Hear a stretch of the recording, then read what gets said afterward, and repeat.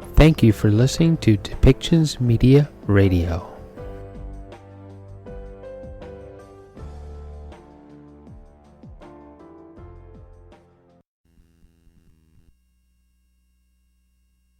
According to UNHCR, 500,000 Ukrainians have fled across the country's borders.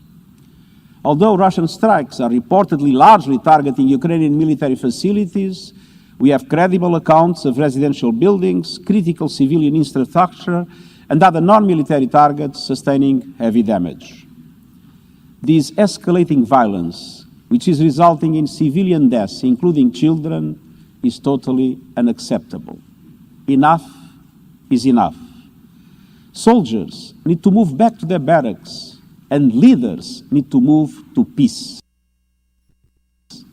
Civilians must be protected.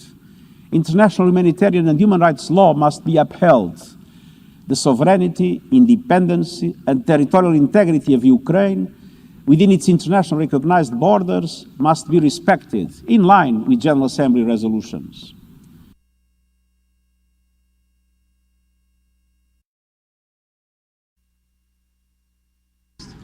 With the business, because there is a humanitarian. All right, good afternoon, ladies and gentlemen. I'm here with my very good friend and colleague, representative of the European Union to the United Nations. Olof used to be permanent representative of Sweden, and we used to sit together on the council during the membership of Ukraine and Sweden. It's a defining day, as I said in my statement. I'm happy to report, or rather to confirm what you saw with your own eyes. The United Nations is still alive and going through the process of catharsis. I believe in the United Nations.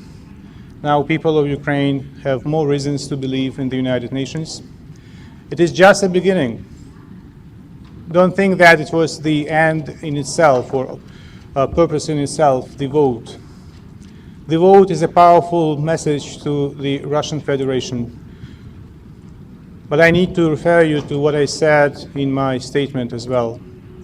I still believe that there are citizens of the Russian Federation of dignity who unfortunately right now are cut from the information about how many Russian soldiers are killed in Ukraine. And as soon as they learn the magnitude of the tragedy, I hope they will stop the dictatorship in their country and the war is going to be over. As you know, due to the actions of the Russian Federation in the Security Council last month was not able to perform its duties, and we had to move, as asked by the Security Council, in fact, to the General Assembly.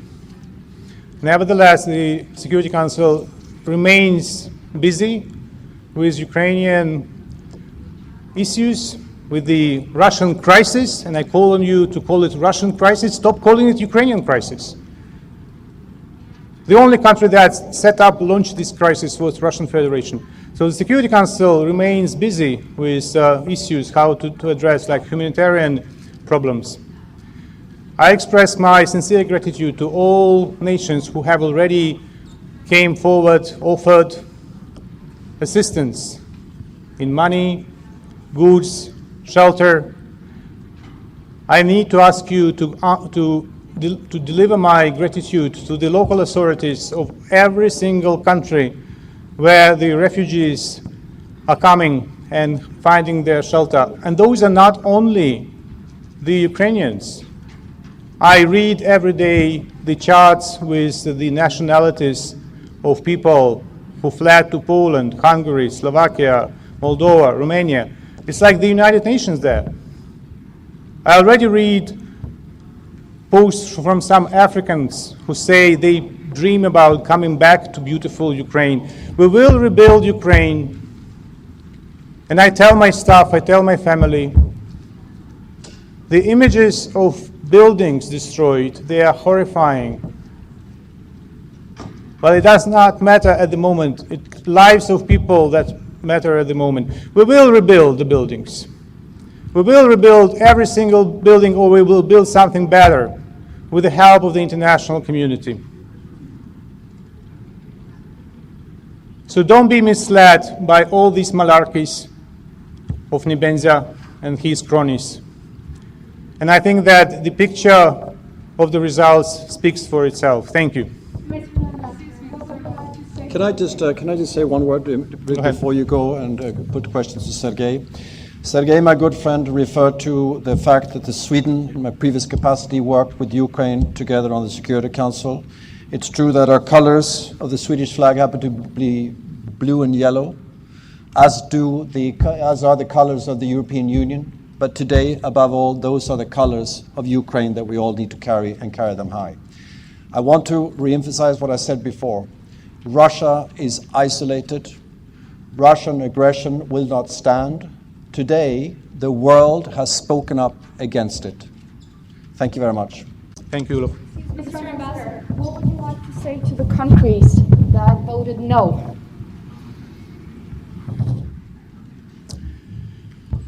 I would like to say once again that in spite of the horrific actions by the criminal regime of Putin, we still believe that there are citizens of Russia who maintain their dignity. So when you tell me that Russia voted against, it's Putin's regime, criminals from Russia who voted against. It is regime of Belarus who voted against, because there are wonderful Belarusian people who also fight for their freedom. So make distinctions in your reporting between the criminals and between the dignity of the people oppressed in those countries. Thank you. President Zelensky last night asked U.S. President Joe Biden to deliver a useful address regarding Ukraine. I wanted to know your thoughts about the President Biden's State of the Union regarding Ukraine. Were you satisfied? You know, I lived in Washington and I worked in Washington for many years. I saw many presidents speaking, the American presidents, foreign presidents addressing the U.S. Congress in full session. I saw my colleague, Ambassador of Ukraine, on a balcony. She was almost crying. I was watching the address by Biden in the comfort of my office, and I was almost crying. But those are not the emotions that matter. That's the resolution, the resolute posture of the American people. Not just by the politicians in the Senate, by the American people that matters. The spirit of freedom and liberty is genetically in the blood of Ukrainians and Americans, of the British, of the Poles, of all freedom-loving nations on this planet. So the speech was very well received, and I'm sure that the nature of this country is that every single word of President Biden will be followed by specific actions of his government and by specific actions of the members of the U.S. Congress. Mr. Ambassador, just about that, what action you and your government wants that the United States and the European Union... I'm not speaking, thank you, I understood, well understood. As I said, there is a very good friend of mine, Ambassador Oksana Markarova, who is in charge of bilateral relationship, and she is 24/7 working with the U.S. government. Please address questions on the cooperation with the United States beyond the United Nations to her. Thank you. All right, ladies and gentlemen. Yes, tell me. Ambassador, you got this overwhelming vote and majority to support your resolution. What's next in terms of the United Nations? What steps are you taking? We are working 24/7. We are working at all levels. I have meetings with the leadership of the Secretariat. I had a meeting yesterday. We suggested certain things. We expecting certain things. I want to, before I go, I need to tell you something. My mission is overwhelmed with the support of my colleagues from all over the world. You know, I receive deputations, delegations of ambassadors and their colleagues with coffee in the morning, with some snacks in the afternoon. I receive so many calls from lawyers, from politicians, from PR companies, from lobbyists, and I say no, thank you very much. We Ukrainians are fit to do our job on our own, and we are doing our job. We will ask you when we need your help with research, with speech writing, with preparing papers. We are working with the teams of international lawyers are working in The Hague for years now on the cases opened in The Hague. But I want to take this moment to express my gratitude to every citizen of this city, to every citizen of New York, to every foreigner working for any mission of in the United Nations. We are overwhelmed with your support. Go to the mission of Singapore at night and see the Ukrainian colors. Teeny nations, small nations, brave as a tiger when it comes to the principles. And the result, as I said already, speaks for itself. Thank you very much. Have a good day. The fifth plenary meeting of the 11th emergency special session of the General Assembly is called to order.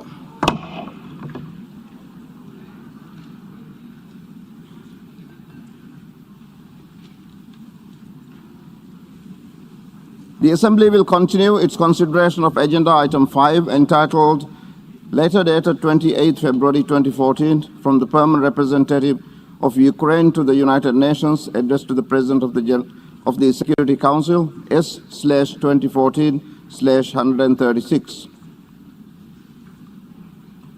I now give the floor to the distinguished representative of the Solomon Islands.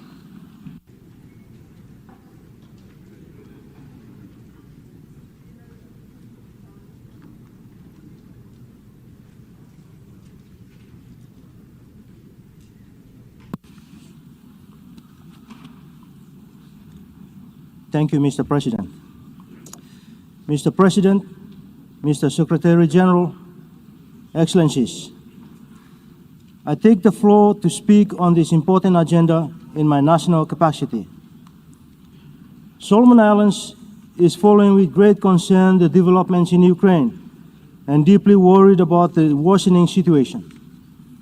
As a peace-loving nation, Solomon Islands reiterated its principled position for peaceful coexistence, non-interference, refrain from the use of threat or force against the territorial integrity of any state. We deeply regret the intervention into Ukraine by its neighbor, the Russian Federation, and call for immediate de-escalation of the situation.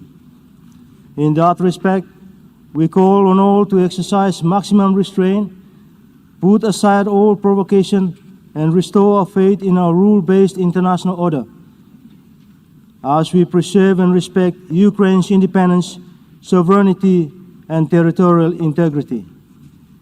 Solomon Islands calls on all parties to settle international disputes by peaceful means. We welcome talks currently taking place between Ukraine and the Russian Federation.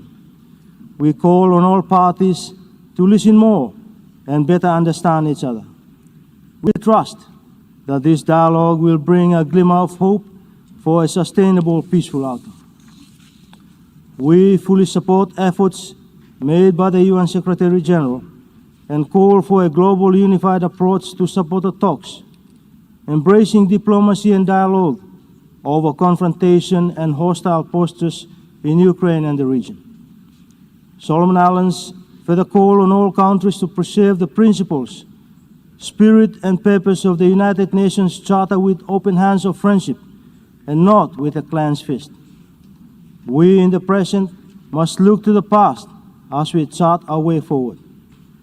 We must never forget the United Nations was created under the ashes of a world war. My people of Solomon Islands, have lived through what consequences a world war can bring. Never again must the world go through another. Never again must humankind suffer its brutal consequences. We are already inundated with global challenges, including the COVID-19 pandemic, climate change and sea level rise. As a small, vulnerable state, Solomon Islands is deeply concerned that the situation in Ukraine is diverting much needed attention to a global development agenda as we continue to combat climate change, improve the quality of all people, and deliver on the Sustainable Development Goals and the 2030 Agenda. Solomon Islands stand in solidarity with all who have lost loved ones and express great concern on the worsening humanitarian situation. We commend initiatives of neighboring states to protect the lives of the vulnerable population. We need each other more during this difficult period. Let us use the multilateral tools available to seek permanent peace, for the stakes are just too high if we fail. Solomon Islands will vote in support of this resolution. I thank you, Mr. President. I thank the distinguished representative of the Solomon Islands.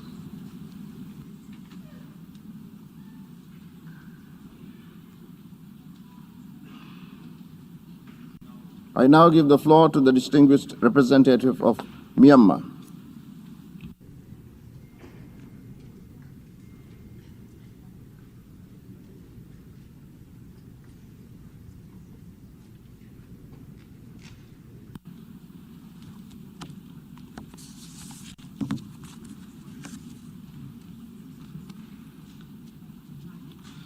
Mr. President, Mr. Secretary General, at the outset, we welcome the convening of this emergency special session. We thank you, Mr. President, and Mr. Secretary General in this regard.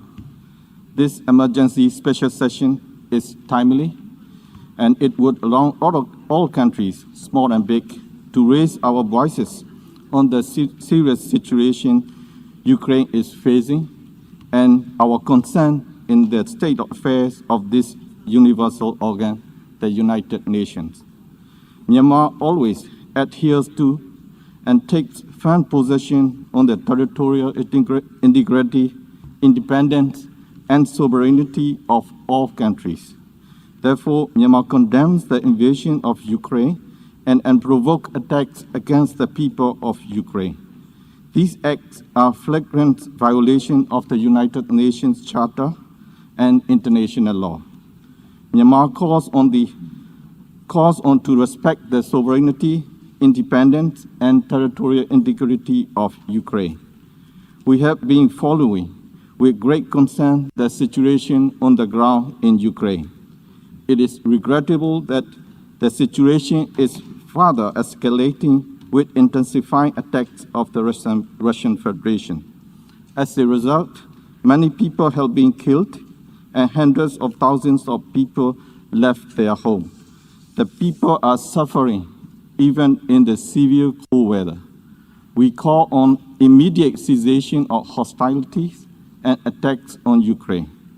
Myanmar understands and shares more than others the suffering that the people of Ukraine are encountering.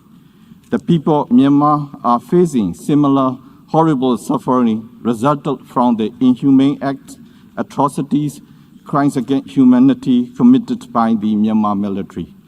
Due to the military's excessive use of force and indiscriminate attacks on people, as well as their inhumane and brutal acts, many houses, religious facilities, healthcare facilities, schools, and farmland have been destroyed. And accordingly, hundreds of thousands of people have to leave their respective places and became displaced people in addition to number of people dead and injured. The displaced people and victims include people from vulnerable groups such as people with disability, elderly people, women, girls, and children. I wish to commend the neighboring countries of Ukraine, which opened their borders and extend warm reception of Ukrainians and other nationals who escaped from the terrifying attacks. We also thank all member states who support Ukraine in every possible way. I appeal them to continue to do so and do more. Mr. President, the UN Charter clearly begins with, I quote, "We, the peoples of the United Nations, determined to save succeeding generations from the scourge of war," end quote. I wish to further recall that, quote, "We, the peoples of the United Nations, to unite our strength to maintain international peace and security and to ensure by the acceptance of principles and the institutions of method that armed force shall not be used, save in the common interest," end quote. Excellencies, dear colleagues, it is time for all of us to stand with justice and stand with the principle of the UN Charter. Myanmar stands in solidarity with the people of Ukraine. In doing so, Myanmar co-sponsors the draft resolution and will vote yes.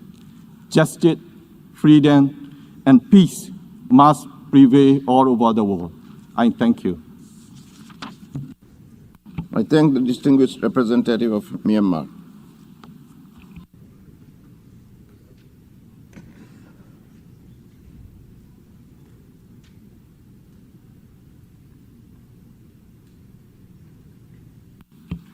And I now give the floor to the distinguished representative of Pakistan.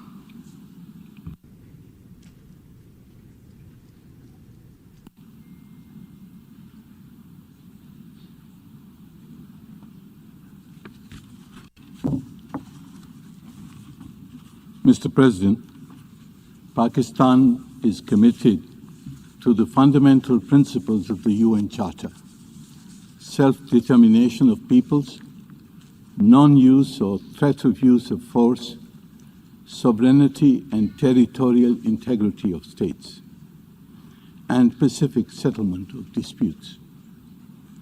Equally, Pakistan upholds the principle of equal and indivisible security for all.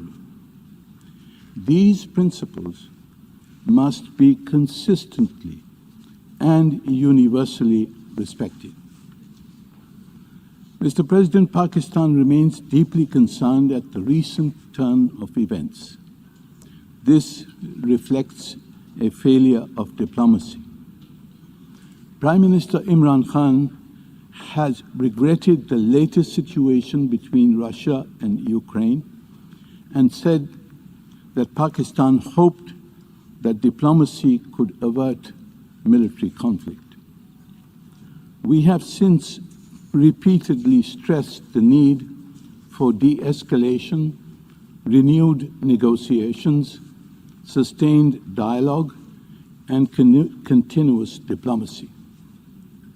All efforts must be made to avoid further escalation of violence and loss of life, as well as military, political, and economic tensions, which can pose an unprecedented threat to international peace and security and global economic stability. As consistently underlined by Prime Minister Imran Khan, the developing countries are hit the hardest economically by conflict anywhere. We hope that the talks initiated between the representatives of the Russian Federation and Ukraine will succeed in bringing about a cessation of hostilities and normalization of the situation. A diplomatic solution in accordance with relevant multilateral agreements, international law, and the provisions of the UN Charter is indispensable. Pakistan also supports all efforts to provide humanitarian relief to civilians in the affected areas. The government of Pakistan is most concerned about the safety and welfare of Pakistani citizens and students in Ukraine. The majority of them have been evacuated. Those who remain will be evacuated soonest. We appreciate the cooperation of the Ukrainian authorities as well as the Polish, Romanian, and Hungarian governments in this context. I thank you, Mr. President. I thank the distinguished representative of Pakistan.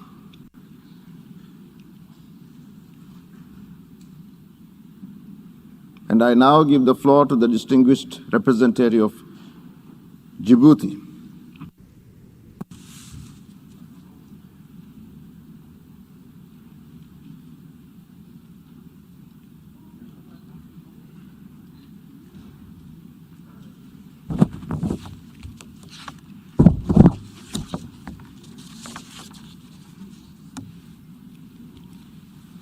Mr. President, Mr. Secretary General, at the outset, Djibouti welcomes the convening of this emergency special session of the United Nations General Assembly to address an urgent matter, the unprovoked aggression against Ukraine.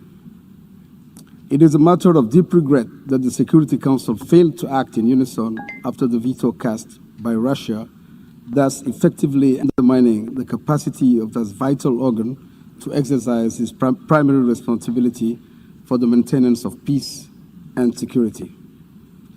We often lament the inability of the Council to respond decisively to emerging crises. The refusal expressed by a majority of member states to be paralyzed into inaction is a testament to the commitment of member states to ensure that the UN remains relevant in the face of vexing and complex security challenges. Djibouti unequivocally condemns what is, in our view, constitutes an egregious breach of international law and the most fundamental principles of the United Nations Charter, in particular the obligation of all states under Article 2 of the United Nations Charter to refrain in their international relations from the threat or use of force against the territorial integrity or political independence of any state. If a country has legitimate security concerns, we urge that country to prioritize using tools as expressly contemplated by Article 33 of the Charter, which obligates parties to a dispute that is likely to endanger peace and security to seek its solution among other means, negotiation, mediation, arbitration, or judicial settlement.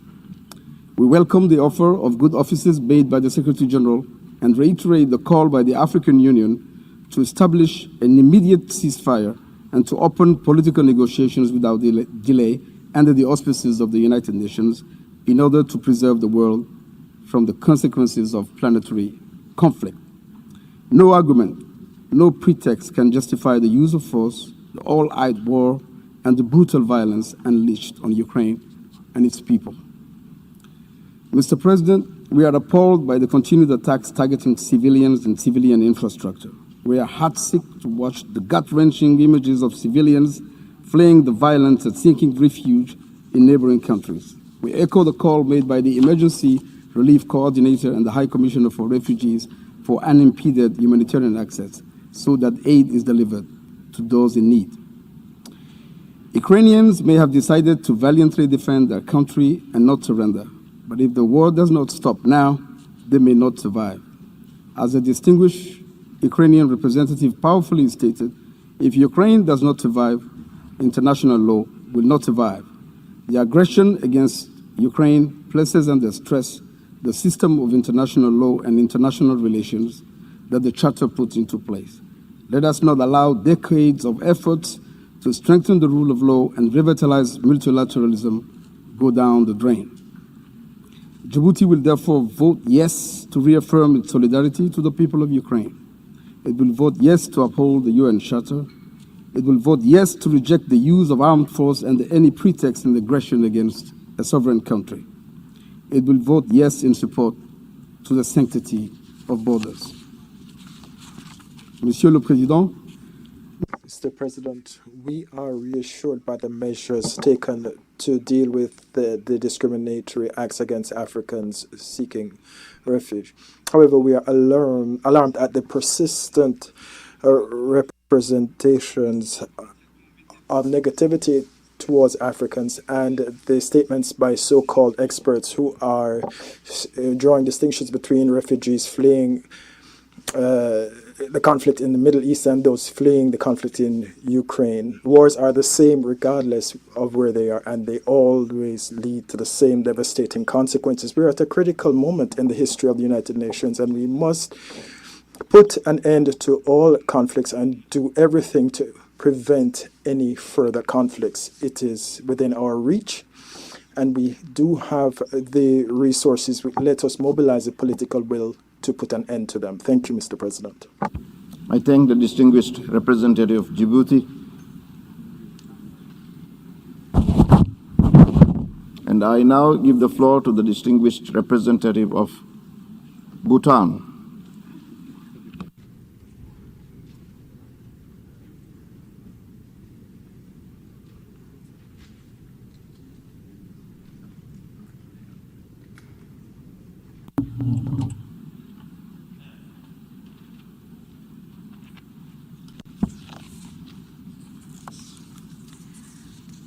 Mr. President, Mr. Secretary General, Excellencies, we meet today in this August Assembly for the 11th Emergency Special Session of the General Assembly to address the alarming situation in Ukraine, a fellow member state of our United Nations.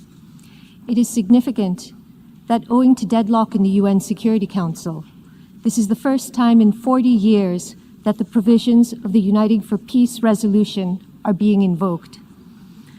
Bhutan has closely observed with deep concern the rapidly escalating conflict on the ground. We join others in calling for the respect of Ukraine's sovereignty, independence, and territorial integrity within its internationally recognized borders.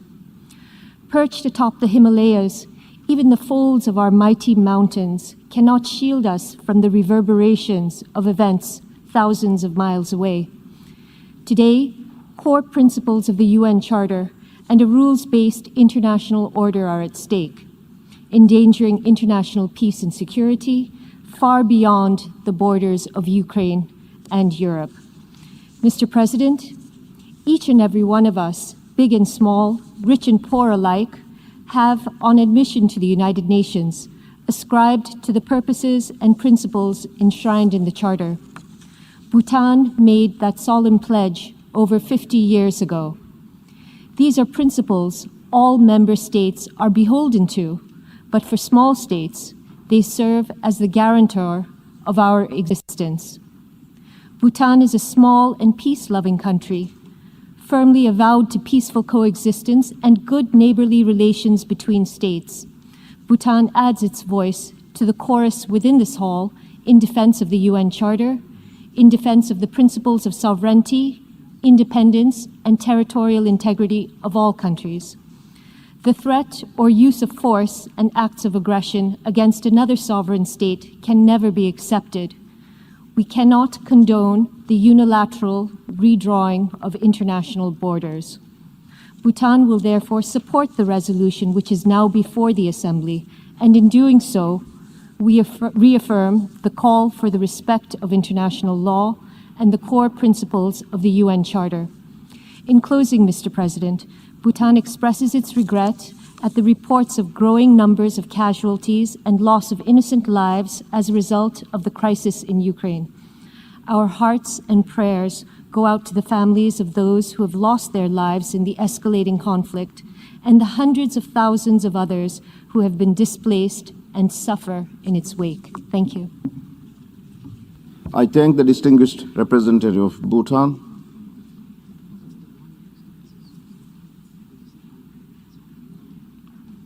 And I now give the floor to the distinguished representative of Lao People's Democratic Republic.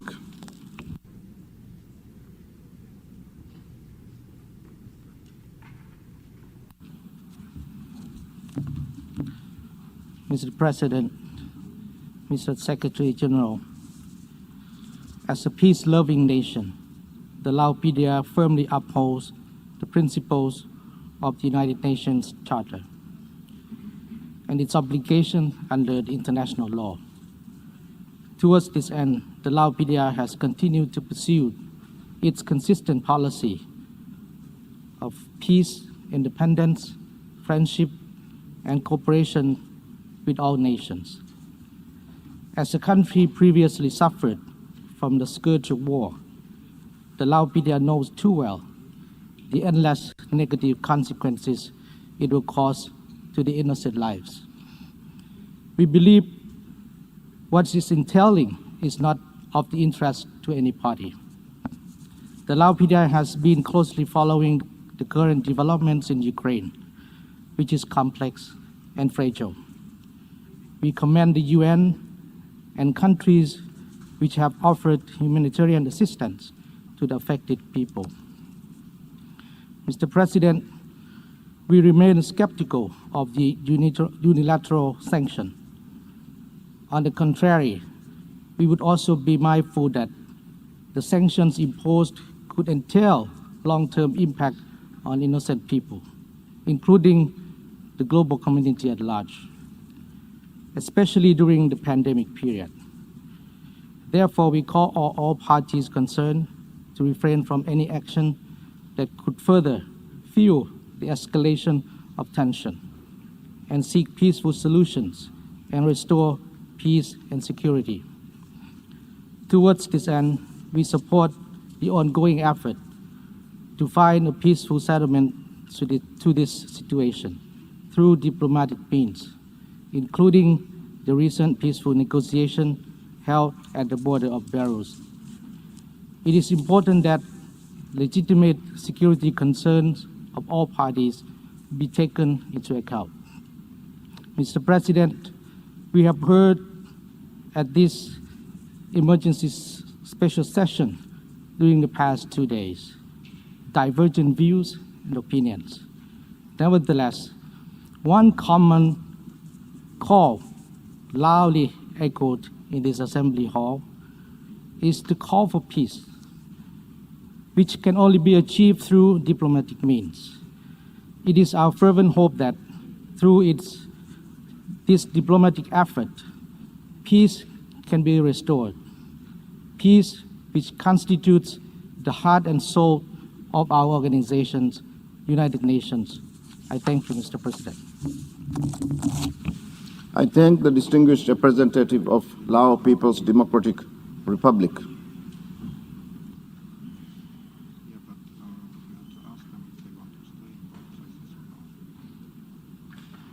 I now give the floor to the distinguished representative of Cambodia.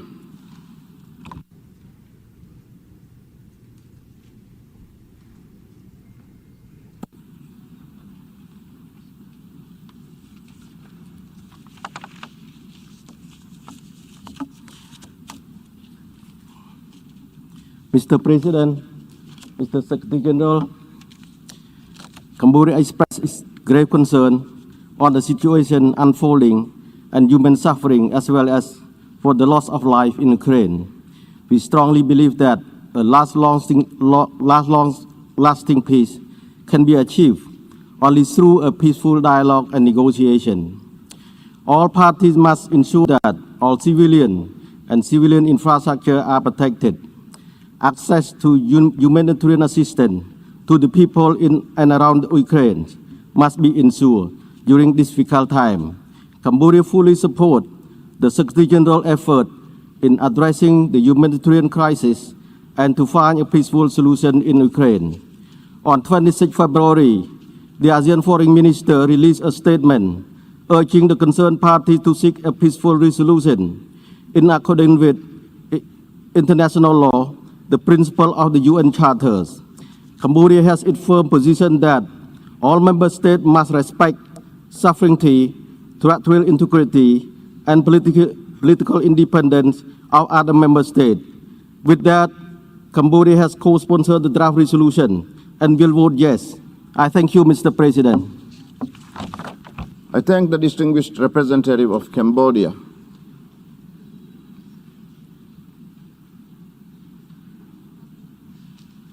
And now I give the floor to the distinguished representative of Azerbaijan.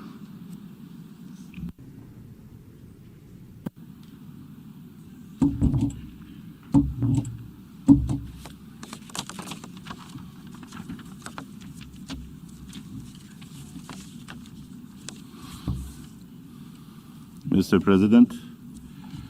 The situation in and around Ukraine is a source of extreme concern, which necessitates urgent actions to de-escalate and find peaceful solution in accordance with international law.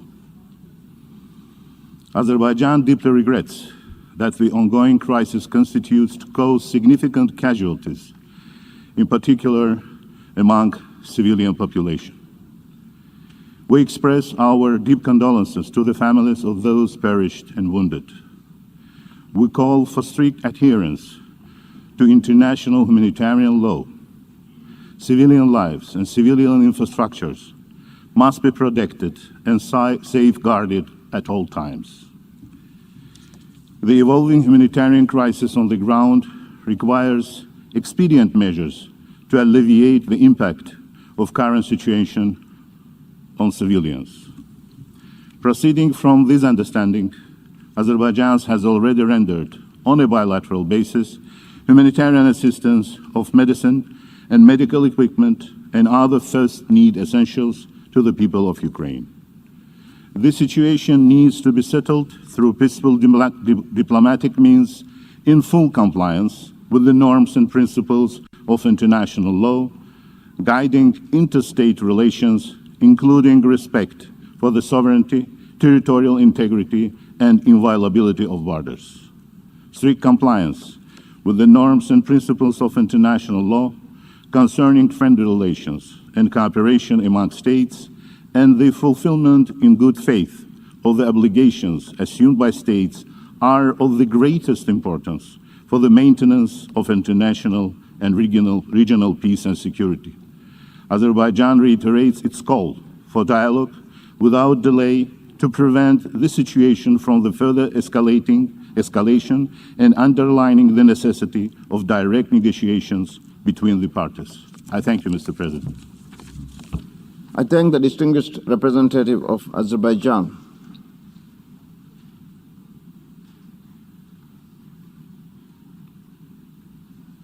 And now I give the floor to the distinguished representative of Belarus.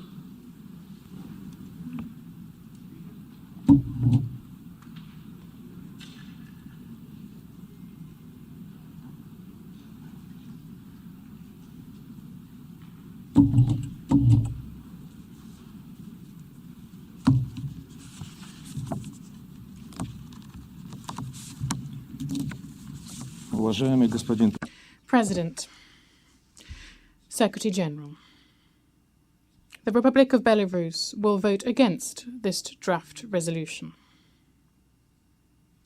We all bear our share of responsibility for what is currently happening in Ukraine. 8 years ago, the Minsk agreements were signed. The Security Council adopted a resolution on this. But not the Security Council, nor the General Assembly, nor the international community as a whole were able to convince or urge the Ukrainian authorities to fulfill the provisions of these documents. Over the last 8 years, Ukraine has essentially found itself in a state of civil war, inasmuch as the Kiev authorities did not wish to sit at the negotiation table with their compatriots from Donetsk and Lugansk, and they refused to take into account their legitimate interests. Over these last 8 years, in the Donetsk and Lugansk People's Republics, people have been dying, mainly civilians, the elderly, women and children. Operative paragraph 8 of the draft resolution before us hypocritically calls on all parties to fulfill the Minsk agreements.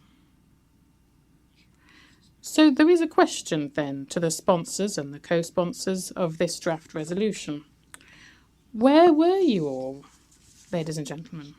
Why, over these 8 years, have you not been able to urge Kiev to fulfill the provisions of these documents? The United States, Canada, and the EU, who of course, believe themselves to be the gold standard of democracy, have exerted cavalier pressure on the UN, the OSCE, the Council of Europe, and on the whole international community, who they could not find the strength or courage in themselves to respond, adequately respond to the criminal activities of the Ukrainian authorities. They ask us, why are you recalling the events of the past now, when, during an armed conflict, people are dying?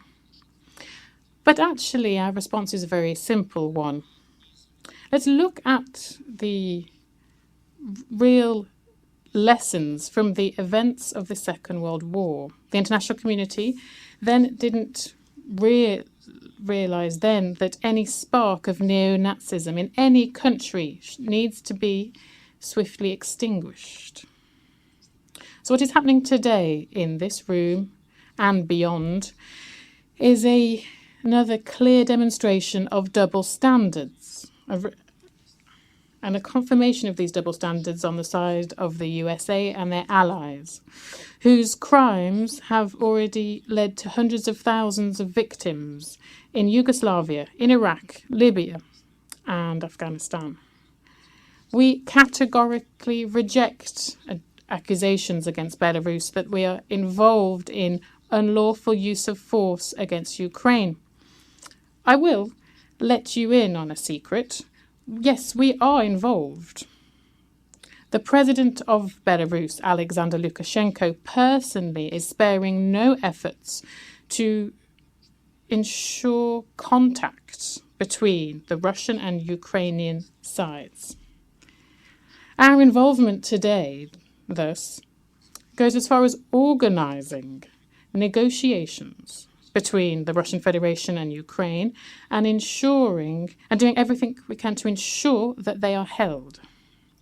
We sincerely wish every success to the participants in the negotiations. Many countries in their statements have not said a single word about these negotiations. We understand that they never utter the name of our countries in a positive or even in a neutral tone. Would like to ask also those people, you, all of you, do you simply not want to mention Belarus, or do you not wish these negotiations to be successful? As a reaction to the events in Ukraine, some countries reached instinctively for their favourite instrument, sanctions. We would like to caution you, it will be you who will be responsible, fully responsible for how the imposition of sanctions, for example, against Belarusian potassium fertilizers, will lead to a worsening economic and social problems and a growth in hunger in your own countries and in countries located hundreds of kilometers from Belarus. The sanctions announced are not targeted. They're focused on suffocating the economies and lowering the standard of living of people. The sanctions imposed today, and some people have said that there is an economic war ongoing. This is the worst example of economic and financial terrorism. Representatives of some countries report that their borders are fully open for Ukrainians and foreigners and citizens of third countries to leave Ukraine. On this supposedly open border, I would like to inform you that citizens of Belarus and Russia, inter alia, all men over the age of 18, are facing serious problems when they are trying to leave Ukraine. The Ukrainian authorities are not letting them out, and Russians and Belarusians are essentially being held hostage. We also know of cases of racism and discrimination, of beatings and pushbacks across the border of foreign citizens by Polish border guards.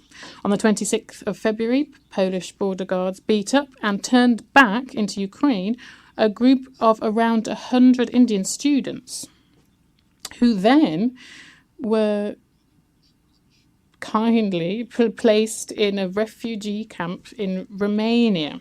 We in Minsk, in Belarus, are receiving a lot of information both from citizens of Belarus and also from embassies of those countries, your countries, whose citizens wished to go to Belarus in order to go home. On our side, the border is open. We are ready to receive both Belarusians and also to consider requests for entry for citizens of third countries. We call on the Ukrainian side to heed our calls and open a humanitarian corridor, or even one humanitarian corridor, to leave Belarus across the Belarus-Ukrainian border. We've already had official contact. We made this request, a real request to the representatives of the UN and the International Committee of the Red Cross in Minsk. Of great concern also is the rampant abuse and plundering, including against foreigners in Ukraine. The uncontrolled distribution of weapons has already led to a sharp spike in violence and robberies. The normal people are victims of this. For example, long-distance drivers who are simply carrying out international goods delivery. Some of them have already died. So why are you all staying silent about this? Indeed, as much as we know, at the level of the leadership of the African Union, a statement on this has already been made. Belarus lost a third of its population in the Second World War. We know full well the price of human lives. We mourn all of those who've died over the last 8 years in the Donetsk and Lugansk People's Republics and in Kiev. We mourn those people who were burned alive in Odessa. We mourn all of those who are dying today. Only negotiations can put an end to this bloodshed. Belarus has already done a lot and will continue to do everything it can to find a resolution to the conflict. In any war, each side has its own truth. Every war has its own dynamics, and as it drags on, becomes crueler, which we are seeing indeed today. We are all drowning in a sea, in a flood of lies and disinformation, which is being spread by information terrorists. I can't call them anything else. The vast majority of these, at the same time, are sitting comfortably in armchairs, in offices, thousands of kilometres from the military clashes. In a few minutes, we will all move to a vote on this draft resolution. However, this draft should only contain one paragraph, not written in UNese, but in normal human language. It should contain a call for an immediate cessation of hostilities and for negotiations to take place. I do understand that each and every one of you have your instructions from your capitals. I also know that some of you have been pressured to vote for this draft. I don't have any illusions as regards what the outcome of our vote will be. But nevertheless, I do ask you to think once again and vote according to your conscience, although I understand that voting, one can lose one's job at the UN for voting with one's conscience. Thank you for your attention. I thank the distinguished representative of Belarus.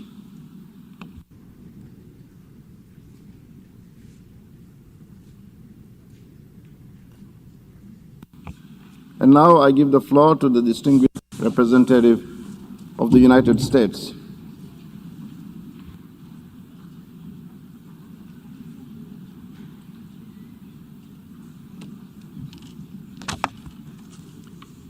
Mr. President,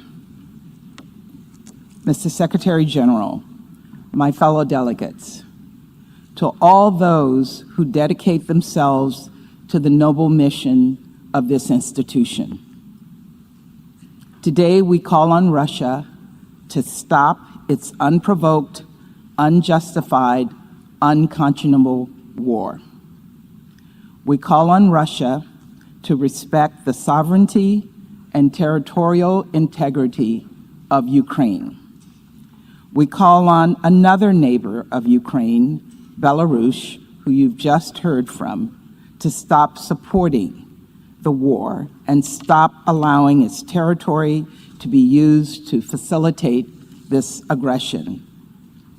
And today, we stand together in holding Russia accountable for its violations of international law and to address the horrific human rights and humanitarian crisis unfolding before our eyes. This is an extraordinary moment. For the first time in 40 years, the Security Council has convened an emergency special session of the General Assembly. 40 years. Most of the men and women fighting in Ukraine were not even born the last time the United Nations came together in this way to unite for peace. And I would venture that many of the people in this room were not born when that happened. But a few of the eldest Ukrainians and Russians might recall a moment like this, a moment when one aggressive European nation invaded another without provocation to claim the territory of its neighbor. A moment when a European dictator declared he would return his empire to its former glory. An invasion that caused a war so horrific that it spurred this organization into existence. Now, at more than any other point in recent history, the United Nations is being challenged. If the United Nations has any purpose, it is to prevent war. It is to condemn war, to stop war. That is our job here today. It is the job you were sent here to do, not just by your capitals, but by all of humanity. A lot has happened very quickly to bring us to this unique moment. It was barely a week ago when, in the dead of night, President Putin launched a full-scale invasion of our fellow UN member state. At the very moment the Security Council was holding an urgent meeting attempting to foster diplomacy and de-escalation. As the Security Council discussed peace, Putin declared war. Ukraine has defended itself with great courage and vigor. As President Biden said in his State of the Union address last night, President Putin, and I quote, met a wall of strength he never imagined. He met the Ukrainian people. But the brazen and indiscriminate nature of Russia's attack has had devastating, horrific consequences for the entire country. Russia has bombed residential apartment buildings. It has bombed sacred burial grounds. It has shelled kindergartens and orphanages and hospitals. Russia has spurred mass hunger and caused so many to flee their homes. The latest UN estimate are marching toward 1 million people. We thank the countries who have opened their borders, who have opened their hearts, opened their homes to those fleeing Ukraine. And I want to echo the UN Refugee Agency's call to help and welcome all those fleeing conflict without regard to race or nationality. Refugees are refugees. For those who remain, Russia is destroying critical infrastructure, vital services which provide millions of people across Ukraine with drinking water to stay alive, gas to keep people from freezing to death. And now it appears Russia is preparing to increase the the brutality of its campaign against Ukraine. We've seen videos of Russian forces moving exceptionally lethal weaponry into Ukraine, which has no place on the battlefield. That includes cluster munitions and vacuum bombs, which are banned under the Geneva Convention. We all have seen the 40-mile-long lethal convoy charging toward Kyiv.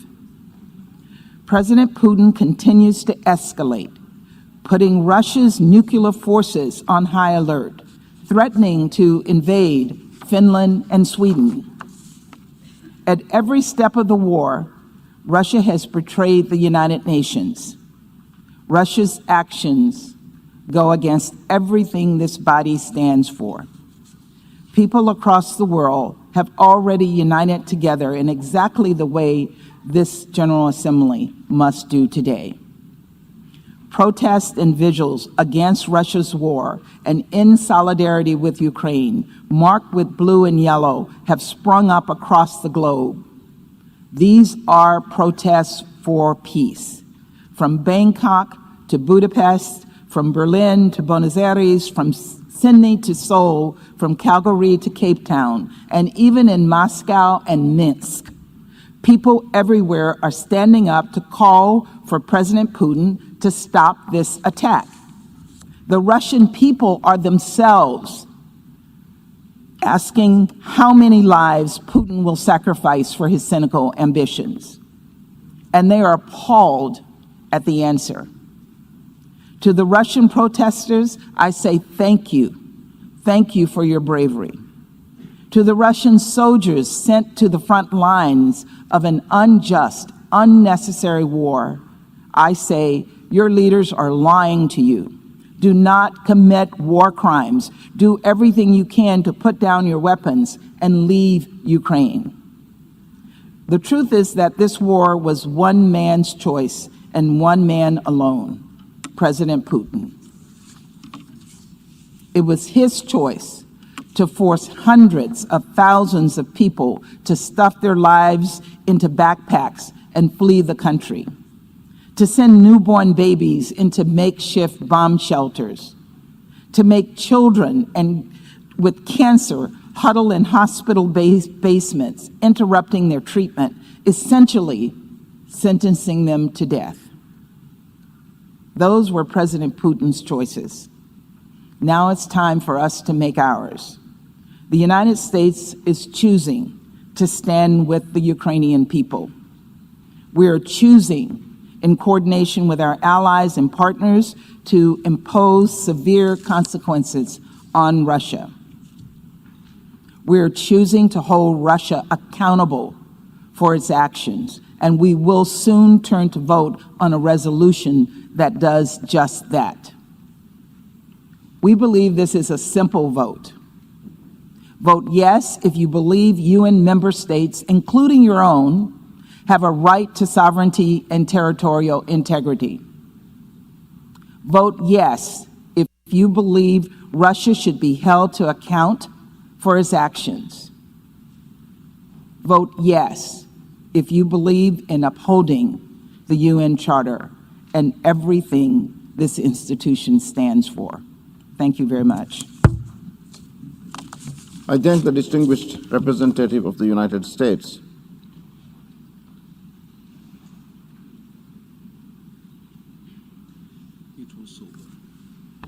And now I give the floor to the distinguished representative of the Observer State of the Holy See.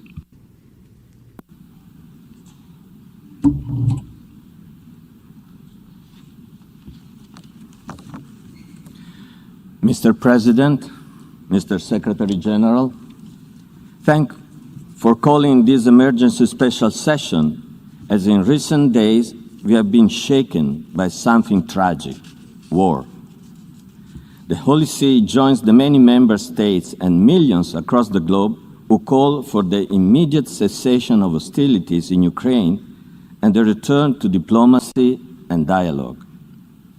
Mr. President, the organization as founded to save succeeding generations from the scourge of war and live together in peace with one another as good neighbors.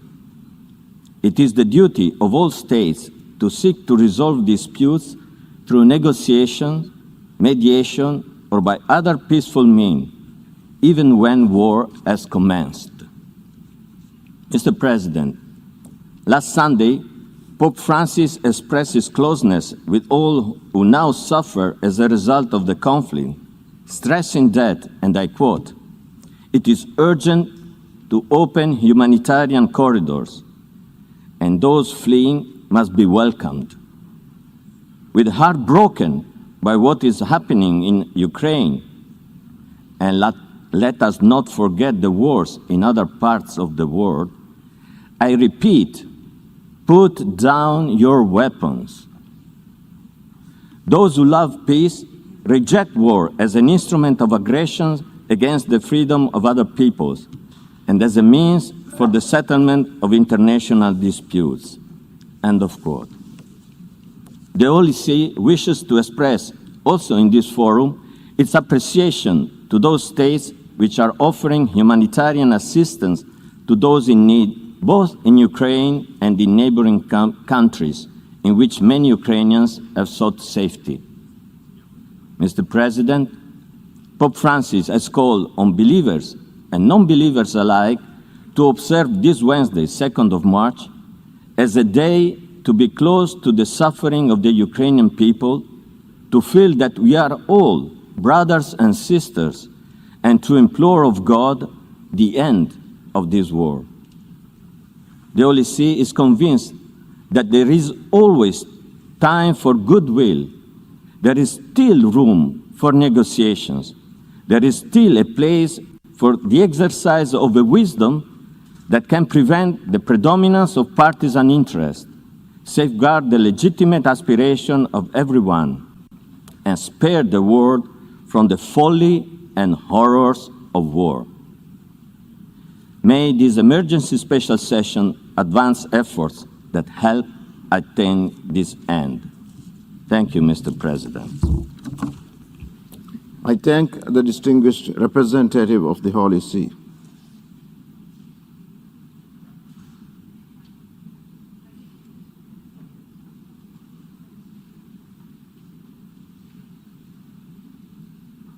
I now give the floor to the observer of the Sovereign Order of Malta.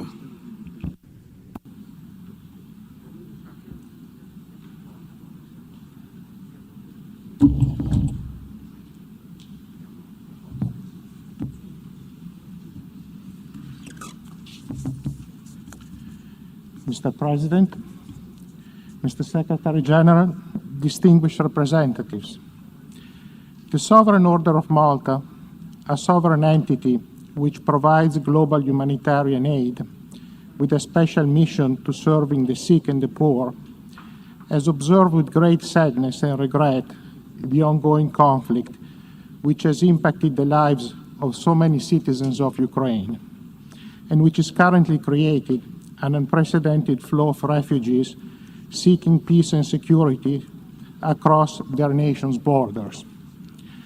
In 8 years of conflict, the Order's embassy to Ukraine has provided considerable support, advice, and material help to Ukrainian citizens and to non-Ukrainian residents of the country who are in need. The current crisis is seeing multiple cities and towns attacked and bombed, forcing families to leave their homes and seeking shelter elsewhere. Our representatives and ambassadors in the region report that while refugees have sufficient means to travel and find refuge on their own, or enjoy dual citizenship with nearby nations, the majority do not have the resources to provide for themselves without support. UN agencies predict that a potential refugee exodus of over 6 million persons might well be the outcome of this situation. In the meanwhile, many elderly people and those who are sick or disabled in some way are unable to escape the bombing and the stress that accompanies civil unrest. Our concern, obviously, is for them as much as it is for those who have managed to leave. Our staff and volunteers in major population centers within Ukraine continue to provide assistance as much as is feasible, given the ongoing security and safety problems. This past weekend, we held a summit of our regional ambassadors and aid providers under the auspices of our international relief agency, Malteser International. At that time, we were able to review both the growing extent of the refugee crisis as well as the initiatives we are taking to support the growing swell of primarily mothers and children and a small number of senior citizens. As of this morning, it is estimated that almost 700,000 individuals have made the journey across the borders of Poland, Slovakia, Romania, Hungary, and Moldavia. And each day that the conflict continues, the flow of anguished families will grow. We have seen some nations go out of their way to welcome these individuals and to help them through the trauma. Our Order of Malta staff along the border with Ukraine totals over 5,000 personnel, with tens of thousands of volunteers doing everything from serving hot food and drink, caring for the victims of injury and accident, providing counseling and emotional support, and assisting in securing of short-term accommodation. Volunteers from locations away from the border, many of them from other countries, representing churches and community groups, have driven their cars and vans to provide transportation to new arrivals to ensure that they are given every opportunity to find a place to stay. We are coordinating our activities with international aid agencies, such as the Red Cross and the UNHCR, and are engaged in an international fundraising program to ensure that adequate resources continue to be available for the support and maintenance of those in need. We are encouraged that the UN Human Rights Council in Geneva will be holding a debate on human rights in Ukraine today. Representatives from our government will be participating in this important discussion. We appeal to nations of goodwill to appreciate the trauma experienced by all refugees. In particular, we appeal to countries who are receiving refugees to extend the same welcome they're offering Ukrainians, to those of other national and ethnic groups who have been caught in this conflict and who are seeking security. The offer of help and support must cross ethnic, racial, and cultural lines and not be tainted by discriminatory acts or attitudes. This conflict in Europe drives home the realization that the issues of internally displaced persons and the needs of refugees forced from their homes affects the whole world: Africa, the Middle East, Asia, Latin America, and now Europe. Thank you for your attention. I thank the observer of the Sovereign Order of Malta for the statement.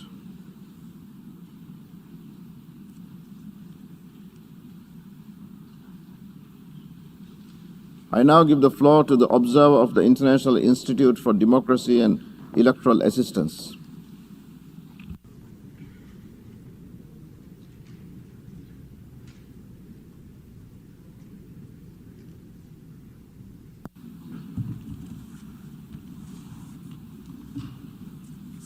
Mr. President, Mr. Secretary General, Excellencies, International IDEA strongly condemns the unprovoked war of aggression waged by the Russian Federation with the involvement of Belarus against Ukraine, a sovereign nation and a democracy.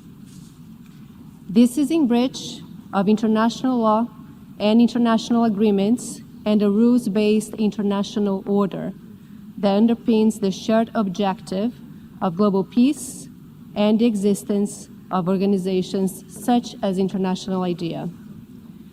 The invasion order by the President of the Russian Federation, Vladimir Putin, is a blatant violation of the UN Charter.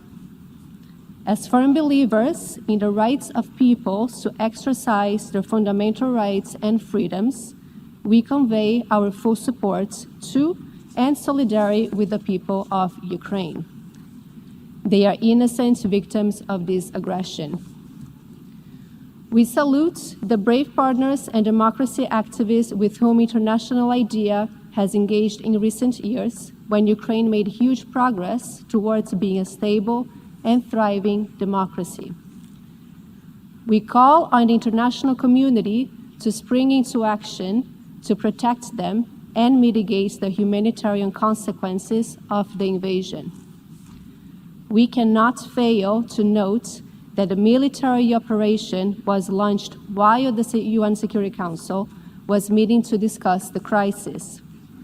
We reiterate our firm belief that international crises should be addressed through the means of multilateral diplomacy and resolved on the basis of the principles of the Charter. It is particularly unfortunate that this naked rejection of these principles happens during a pandemic that has rendered evident the need for increased global cooperation to make the world governable and to achieve justice for all. In these days, we are witnessing what an unchecked ruler, for decades trampling fundamental rights and freedoms of his own citizens, can do to undermine peace and democracy beyond his own borders. Ukraine is a country that has successfully reached democratic standards over the past 2 decades, from respecting media freedoms to free and fair elections, local democracy, and the fight against corruption.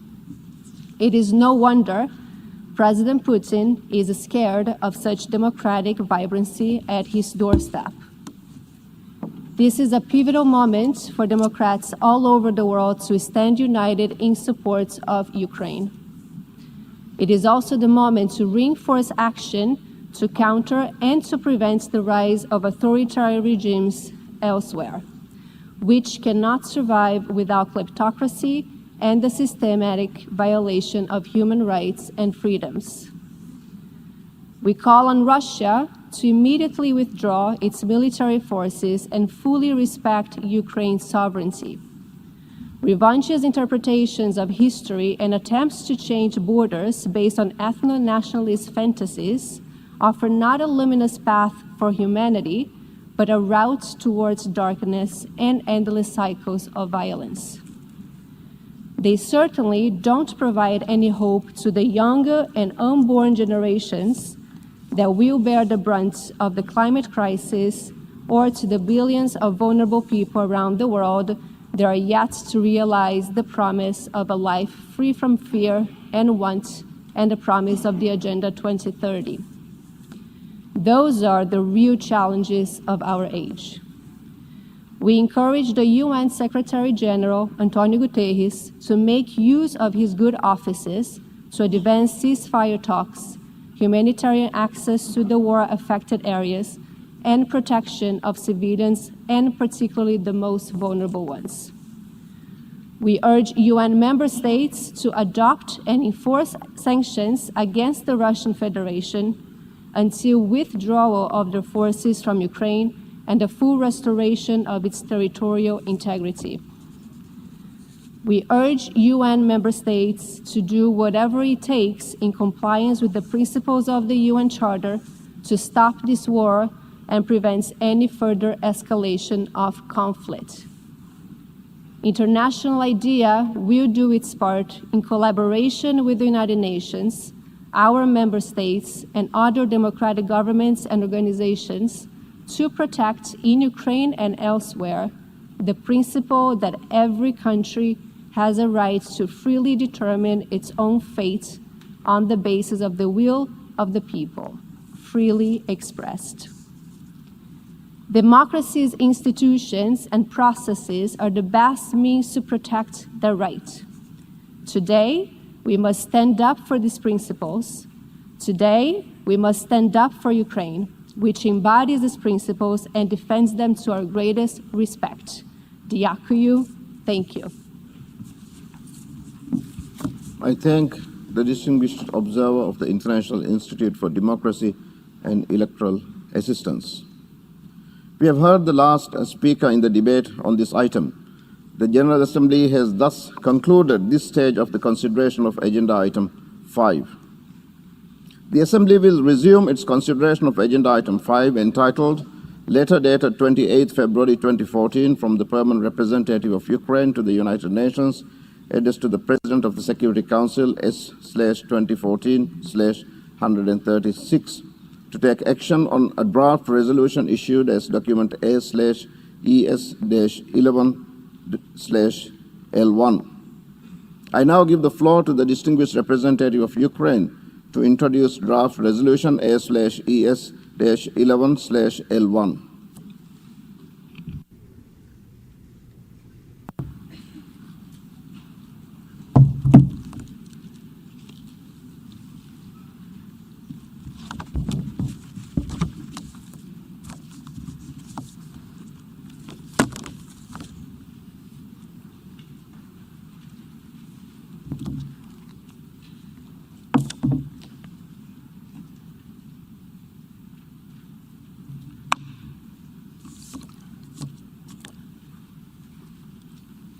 Mr. President, Secretary General, distinguished delegates. We are living through a defining moment for our generation. Our generation is the generation that was supposed by our predecessors to be saved from scourge of war. That is why our predecessors created the United Nations. And yet today, it falls to us to save future generations. Let me read the following text. Our position is that whatever grievances a nation may have, however objectionable it finds the status quo, aggressive warfare is an illegal means for those grievances or for altering those conditions. It may be that the nation faced desperate problems that would have warranted the boldest measures short of war. All other methods, persuasion, propaganda, economic competition, diplomacy, were open to an aggrieved country. But aggressive warfare was outlawed. The defendants did make aggressive war a war in violation of treaties. They did attack and invade their neighbors in order to effectuate a foreign policy which they knew could not be accomplished by measures short of war. And that is as far as we accuse or propose to inquire. End of quote. Said in his opening statement to the International Military Tribunal on November 21, 1945, in the Palace of Justice at Nuremberg, Justice Robert Jackson, Chief of Counsel. And these words are addressed today to Mr. Putin, Mr. Shoigu, Mr. Lavrov, Mr. Volodin, Ms. Matvienko, and perhaps dozens more, but certainly they are not addressed to the Russian citizens, those Russian citizens who try to preserve their dignity. For almost a week, Ukraine is fighting under the bombs and missiles, fighting in the face of armadas of hardware and countless crowds of enemies. They have come to the Ukrainian soil not only to kill some of us, not only to shift our course and priorities. They have come to deprive Ukraine of the very right to exist. They have come to resolve the Ukrainian issue, as their propagandists claimed. Just stop and think whether these words remind you of something. Yes, more than 80 years ago, another dictator tried to finally resolve the issue of another people. He failed. When the world responded in a resolute and united manner, it was happened immediately, and the delay costed dozens of millions of people. Are we ready to pay such a price now? Or is it time to demonstrate the unity of purpose and deeds already now? We appreciate all manifestations of such unity and solidarity with Ukraine. I would like to express gratitude to all member states that support Ukrainians in their battle for freedom. I would also like to thank those member states that accepted Ukrainian refugees, mostly women and children. More than 500,000 have already fled from Russian missiles and shells. I will not recite all facts of new war crimes and crimes against humanity that the Russian troops have committed since my previous statement 2 days ago. The list is so long that it will run out of time. The crimes are so barbaric that it is difficult to comprehend. Facing the total resistance of the Ukrainian population, Putin's regime has proceeded to widespread use of indiscriminate weapons such as multiple rocket launchers and aerial bombs against the residential areas. Ukrainians are being killed by Russian ballistic missiles and thermobaric weapons. Just yesterday, Kyiv, Kharkiv, Zhytomyr, Mariupol, Melitopol, and many other cities and towns sustained heavy shellings that killed dozens of innocents, including children. Ukraine deeply regrets that a student from India has become a victim of this shelling by the Russian armed forces in Kharkiv.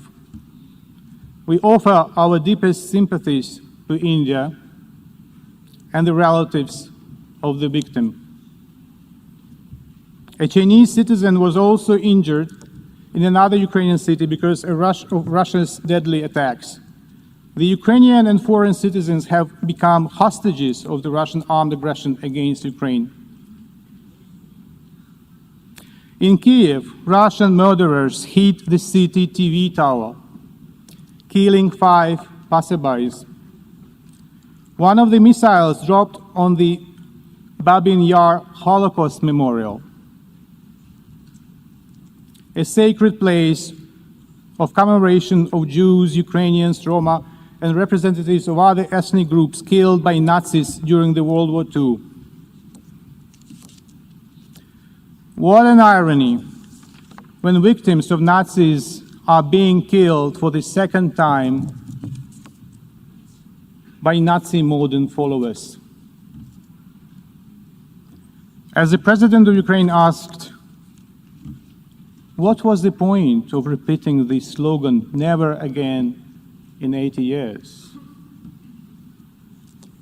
It's already clear that the goal of Russia is not an occupation only. It is genocide. On 7th and 8th of March 2022, the International Court of Justice will hold public hearings in the case concerning allegations of genocide under the Convention on the Prevention and Punishment of the Crime of Genocide, Ukraine versus Russian Federation. Also, the prosecutor of the International Criminal Court has decided to proceed with opening of a formal investigation into the situation in Ukraine. unprovoked escalation of Russian aggression against Ukraine gives reasons to believe that crimes within the jurisdiction of the ICC continue to be committed on the territory of Ukraine. Along with the situation in Crimea and Donbass, recent events suggest that aggressors' troops continue to commit war crimes and crimes against humanity.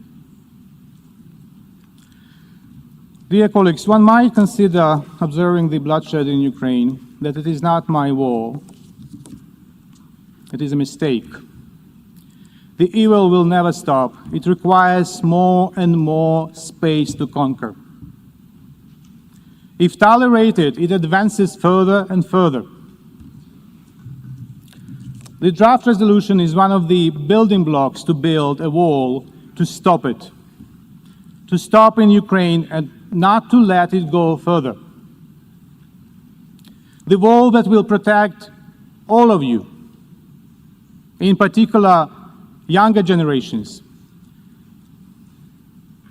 Distinguished delegates, by voting today, you also reconfirm your country's commitment to the UN Charter. After the vote, I invite you, ambassadors and representatives, to stop by the Indonesian lounge and to sign this little blue book. Little but of global magnitude. Every vote in favor of the resolution and every signature of country that voted in favor would be a historical reconfirmation of the Charter. It is very easy, ladies and gentlemen, to sign the Charter at time of peace. It is the duty to sign and reconfirm and implement the Charter at the time of war. So stop by the Indonesian lounge, put the name of your country if you voted in favor, and after you sign this book, I will hand it over to the Secretary General for keeping the book in his office, in front of him. So at every single moment, the Secretary General will get an inspiration from the overwhelming majority of nations who still trust in the UN, who still trust in the UN Charter.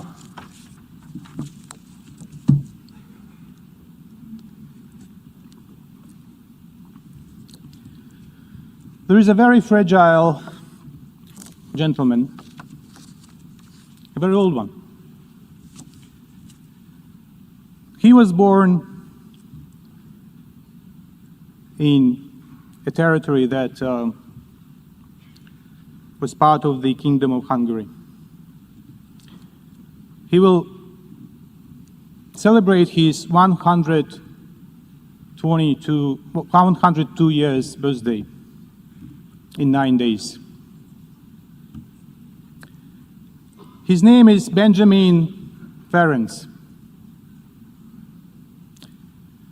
Benjamin Ferenc was an investigator of war crimes, a chief prosecutor at one of the 12 subsequent trials of Nuremberg. Later, he became an advocate of international rule of law and for the establishment of the International Criminal Court.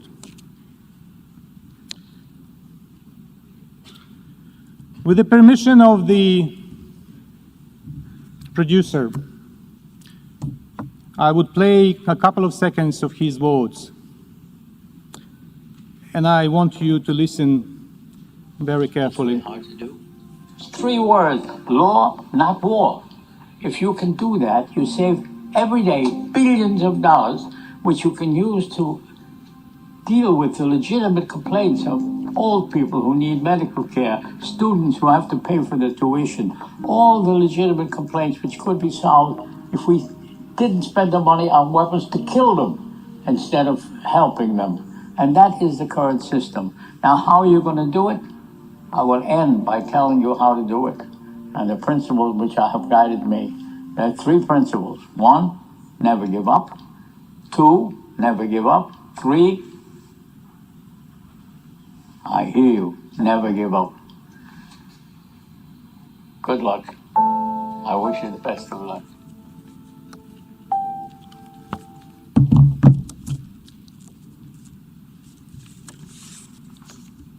Please show respect. Show respect to the Charter. Show respect to the Secretary General. Show respect to this gentleman who will celebrate 102 years since his birthday. I call upon all responsible member states to support the draft. Thank you.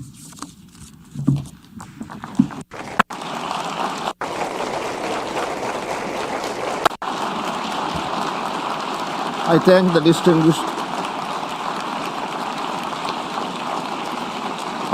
distinguished representative of Ukraine.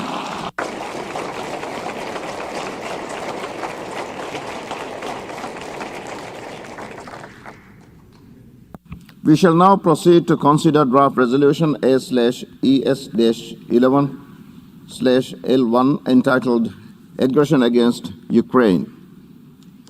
Before I open the floor for explanations of vote before the vote, may I remind delegations that explanations of vote are limited to 10 minutes and should be made by delegations from their seats. I give the floor to the distinguished representative of Russian Federation.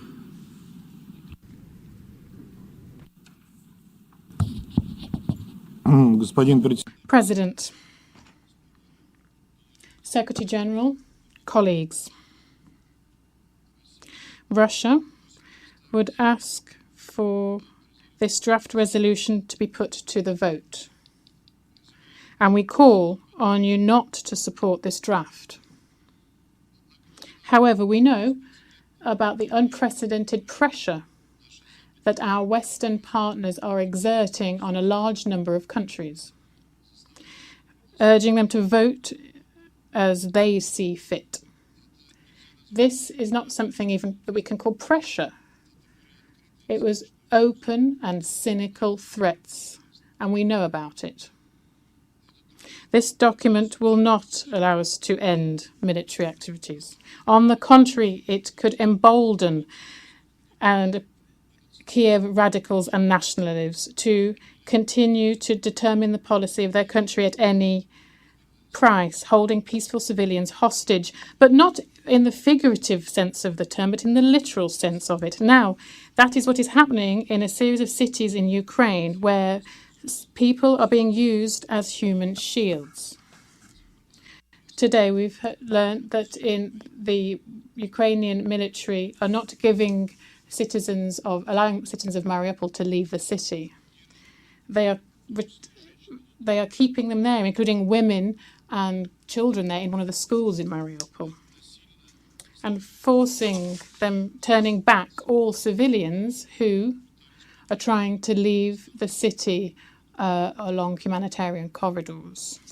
We also know about planned nationalist battalions who are planning provocations, which they have been preparing with the participation of civilians so that then they can accuse Russia of having carried them out. Running against norms of international humanitarian law, and military hardware is being placed in residential areas, as well as rocket launchers and artillery. Today, we will provide examples of this to the UN leadership, who are still asserting that they don't have this kind of evidence, although videos taken by Ukrainian citizens are freely available on the internet. Responsibility for this fully lies with the Ukrainian authorities, much like for the irresponsible and criminal distribution of weapons to anyone who wants one, including those who have been released from prison. This has already led to many cases of robbery, murder, and plundering. Colleagues, your refusal to support today's draft resolution as a vote for a peaceful Ukraine free from radicalism and neo-Nazism, living in peace with its neighbours and refusing to be managed from outside. This was the aim of our special military operation, who the sponsors of this resolution tried to present as aggression. We heard from the Ukrainian representative words about Nazism, but he didn't mention the rampant neo-Nazism in Ukraine itself and the rampant neo-Nazis and neo-nationalist radical organizations, about torch-lit processions and those who support Hitler. Those who are interested in the development of the Ukrainian crisis and how it has developed very much understand where it came from. In actions today, we're trying to stop the 8-year war of the Maidan regime on the people of Donbass. Over the last years, our countries have done everything it can, and things are impossible to avoid this kind of scenario. We, according to the Secretary General, have left no stone unturned and knocked on every door. However, we were not listened to. Those living in Donbass are still being bombed. They don't plan on stopping at 14,000 victims, the vast majority of which are living in the LPR and DPR, were living in the LPR and DPR. The aim of our special operation is announced on the basis of Article 51 of the UN Charter and will be achieved. However, we are not carrying out strikes on civilian facilities and civilians. Don't believe the large number of fakes spread around the internet on this. These fakes have only distributed like biscuits at operation centres, special operations of Ukraine, and this centre was destroyed. A peaceful scenario for Ukraine could happen if the radicals concern about preserving civilian lives in their country and rather than hiding behind them.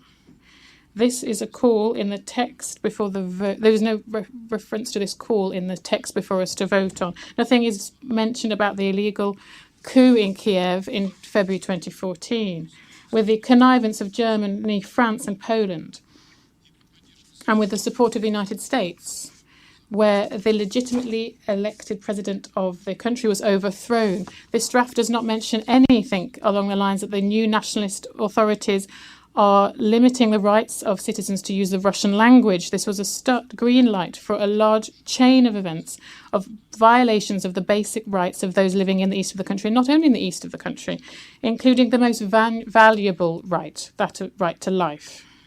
Many of you don't want to hear about this, about the tragedies happening in Ukraine after the Maidan coup in 2014.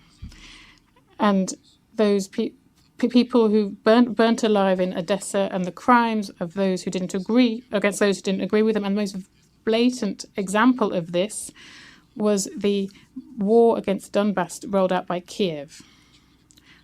There's nothing in the document either that over the last 8 years, Europe and the US have been pumping the Ukraine with weapons so that those people can kill civilians in Donbass.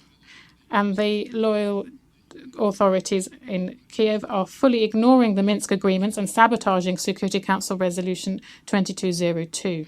Finally, this draft is a clear attempt of those who, over the last decades, have committed huge numbers of aggressions, illegal and international law, as well as coups, one of which indeed was the Maidan coup in Ukraine. They present themselves as champions of international law. Thank you. I thank the distinguished representative of the Russian Federation, and now I give the floor to the distinguished representative of Serbia.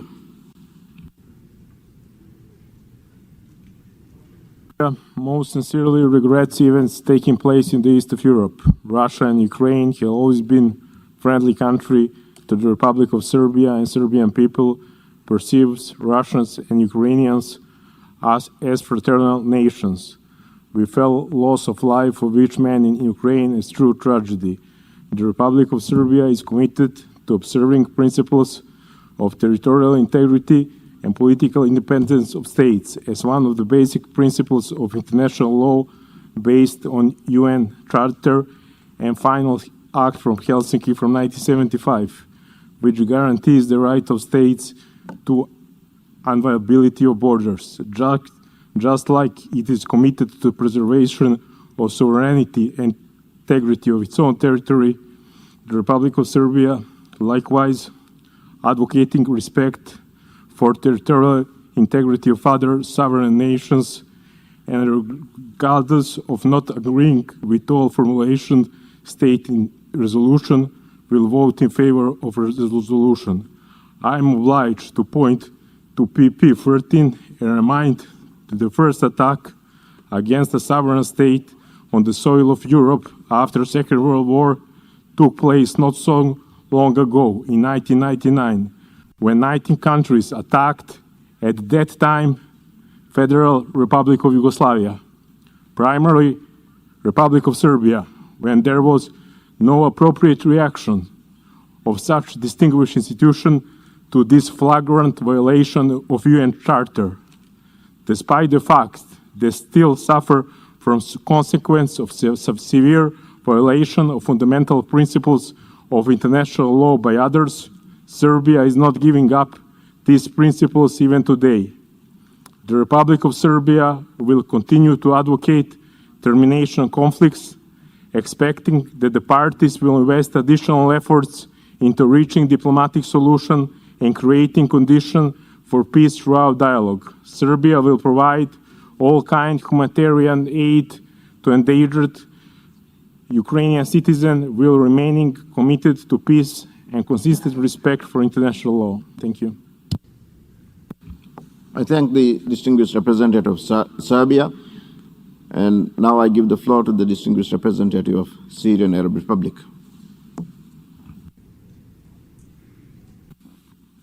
Shukran, Sayyid Rais. Thank you, Mr. President. Mr. President, the draft resolution before us today clearly represents a prejudiced attitude based on political propaganda. It's a means of political pressure.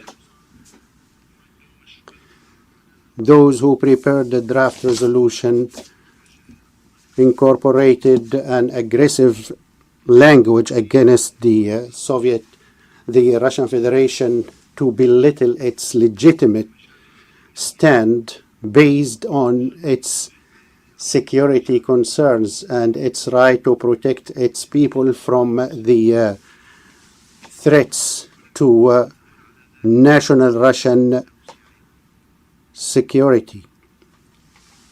Belarus is also impacted by this draft resolution. This draft resolution represents a flagrant political hypocrisy. Had the US and its Western allies been serious in de-escalating the situation, they would have fulfilled the promises they undertook 3 decades ago, not to expand EU and transform Ukraine into a continuous threat to the Russian Federation. And they should have pressured Ukraine to abide by Minsk and to stop the violations against the civilians in Donbass, let alone those countries' eagerness to supply Ukraine with heavy weaponry and missiles, encouraging volunteers to fight in Ukraine. This indicates the clear-cut desire of those countries for provocations and not for containment and de-escalation. This draft resolution coincides with a huge media campaign to spread erroneous information and lies. It's not designed to find a clear-cut and real solution for the crisis, rather to defame the Russian Federation. It is a text that is full of loopholes and untruths. It ignores the real reasons for the escalation of tension and for the eruption of hostilities. Those who are eager to defend the Charter of the United Nations now today, they should have shown the same eagerness vis-à-vis Israel's continued occupation of the Arab territories and the aggression committed by the Turkish forces against our territory. What about the U.S. violations of the territorial integrity of our land, Syrian territories? Syria's rejection of Western hegemonistic policies and interference in the internal affairs of states, prolongating crises, promulgating and spreading anarchy, opting for double standards and selectivities, imposing unilateral sanctions, make it necessary for us to reject this draft resolution and vote against it. Thank you, Mr. President. Thank the distinguished representative of Syrian Arab Republic. And now I give the floor to the distinguished representative of St. Vincent and the Grenadines. Mr. President, it is clear from the debate over the past 2 days that the membership of the United Nations is united in its call to end the war in Ukraine and return to diplomacy. St. Vincent and the Grenadines wishes to offer an explanation of its vote on the draft resolution before us today. Mr. President, St. Vincent and the Grenadines will vote in favor of the draft resolution. We will vote in accordance with our steadfast commitment to upholding the purposes and principles of the United Nations Charter, which form the core of multilateralism and gave birth to our United Nations 76 years ago. It bears repeating, Mr. President, that these principles underscore respect for sovereignty, political independence, and territorial integrity of states and enjoin member states to refrain from the threat or the use of force in the conduct of their international relations. Our support for the draft resolution is rooted in our conviction that the strict adherence to international law, including international humanitarian and human rights law, and the principles of peace, dialogue, and compromise for the preservation of humanity is not optional. As a small island developing state, full compliance with the bedrock principles of international law remains an existential issue. We take the floor again, Mr. President, to repeat our call for these principles to be applied consistently and upheld as universal truths instead of selective, uneven, and unpredictable tools to further great power ambition anywhere and by anyone. Historically, and in recent times, we have witnessed the naked hypocrisy, double standards, and cynical misapplication of international law, which we have condemned. Today, we strongly emphasize that our august Assembly should apply the fundamental principles of our Charter impartially, irrespective of the size, economic, and military power of the principles involved. Mr. President, in the midst of prevailing global challenges, such as the climate crisis and the COVID-19 pandemic, we simply cannot afford another conflict. War does not manage grievances. St. Vincent and the Grenadines, therefore, calls for an immediate ceasefire to avert further bloodshed, human suffering, and a global catastrophe, and to engage in peaceful dialogue to find a solution to this war post-haste.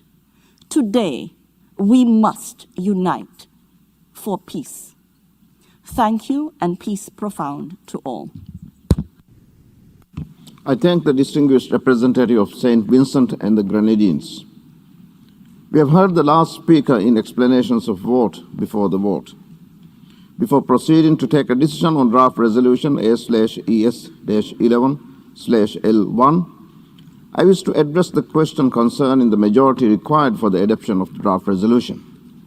In light of Article 18, paragraph 2 and 3 of the Charter of the United Nations, is there any objection to taking action on draft resolution A/ES-11/L1 by a two-thirds majority of the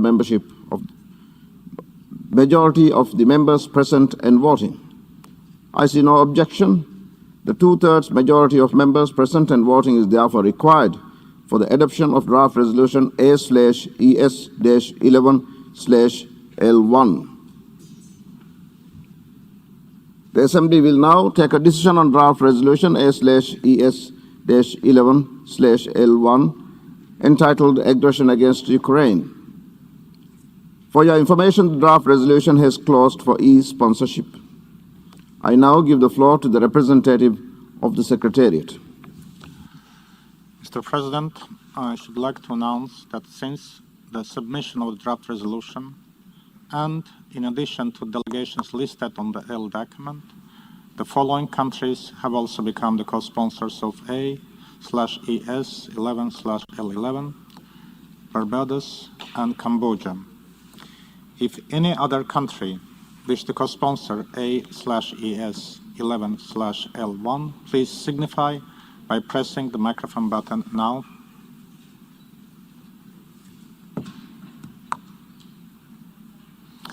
There is nothing further, Mr. President. I thank the representative of the Secretariat. A recorded vote has been requested. We shall now begin the voting process. Those in favor of draft resolution A/ES-11/L1, please signify. Those against, abstentions.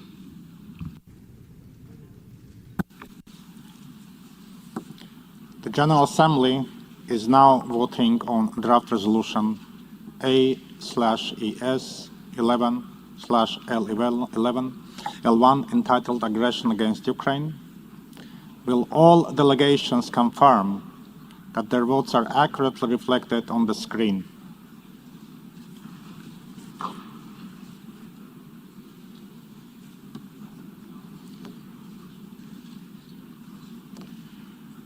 The voting has been completed. Please lock the machine.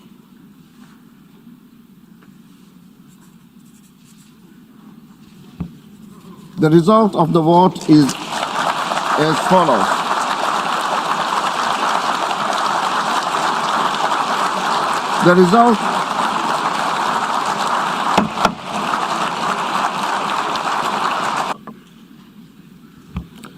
The result of the vote is as follows. In favor, 41, against 5, abstentions 35. Draft resolution A/ES-11/L1 is adopted. Delegations that explanations of vote are limited to 10 minutes and should be made by delegations from their seats. I give the floor to the distinguished representative of Tunisia.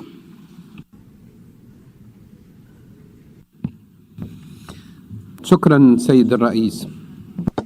Thank you, Mr. President. Mr. President, Tunisia voted in favor of the draft resolution in support of the principles and values of the UN Charter on which our foreign policy is based.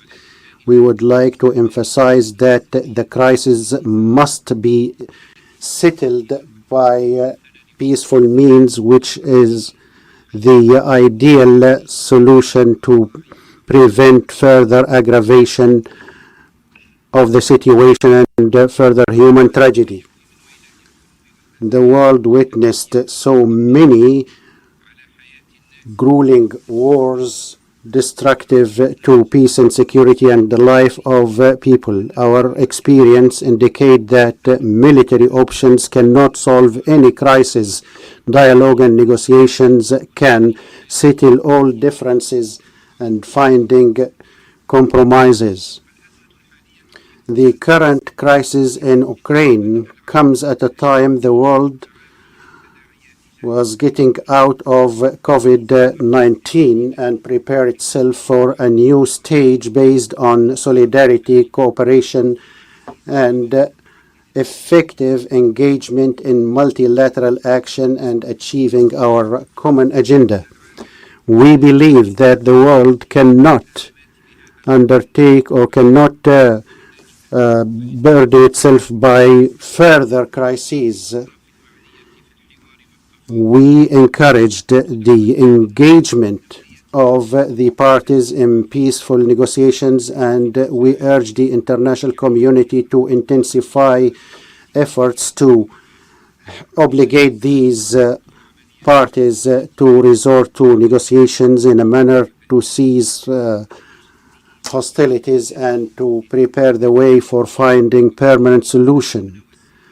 Given the fact that international peace and security are a whole, Tunisia calls for dealing with all just questions in one standard so that peoples can regain their legitimate rights in accordance with international legitimacy to build a more stable, more peaceful world. Thank you, Mr. President. I thank the distinguished representative of Tunisia, and now I give the floor to the distinguished representative of Rwanda. Thank you, Mr. President, for giving me the floor. Mr. President, Rwanda takes the floor to explain its position on the vote we just cast. Rwanda voted in favor of this resolution to firmly support that sovereignty, independence, and interior integrity of any country must be respected. We supported this resolution to reaffirm our commitment to the Charter of the United Nations. Mr. President, military escalation should cease immediately and go for peaceful settlement of the crisis. The Russian Federation and Ukraine have the key to resolve this conflict. The external intervention will only worsen the situation. Mr. President, we fully support international efforts to de-escalate the war, including the efforts of the Secretary General in solving the crisis. We urge all concerned parties to demonstrate calm and seek a solution to the conflict through dialogue to ensure that civilians do not continue to pay the heaviest price. A lasting solution, Mr. President, will only be achieved through dialogue by both parties, taking into account the concerns of both sides. The current war does not guarantee that it will bring peace. Instead, it's likely to generate subsequent crises and human suffering. Rwanda also expresses serious concern with the extent of humanitarian devastation and peace and security challenges caused by the conflict. We are also concerned by the reports that Africans are being racially segregated and denied safe exit and admission to neighboring countries. We call on all those who are involved to allow unhindered evacuation without looking at the color of origin of anyone. Mr. President, the founding principles of the United Nations Charter is to live peacefully with each other, uphold the sovereignty and territorial integrity of states while considering the security interests of other countries. Diplomatic options present the better solution to the sustainable peace. We call for open dialogue and negotiations in good faith. Finally, Mr. President, Rwanda calls for a sincere commitment to the United Nations Charter and international order. The ongoing crisis poses a severe threat to international peace and security. We encourage concerned parties to give a chance to peace. We wish to underline that a long-lasting solution to the current crisis primarily lands and is in the hands of both Ukraine and the Russian Federation. Dialogue is the only option to resolve the current crisis. I thank you, Mr. President. I thank the distinguished representative of Rwanda, and now I give the floor to the distinguished representative of China. Thank you, Mr. President. Mr. President, there continues to be dramatic changes of the situation in Ukraine. What is now unfolding is indeed heart-wrenching. China's basic position on the Ukraine issue is consistent and unequivocal. We always believe that all countries' sovereignty and territorial integrity should be respected, and that international disputes should be resolved peacefully in accordance with the purposes and principles of the UN Charter. The top priority right now is to ease the situation on the ground as much as possible and prevent the situation from escalating or even getting out of control. Russia and Ukraine have already held their first round of negotiations. Despite their differences, both sides have shown their willingness to continue the negotiations.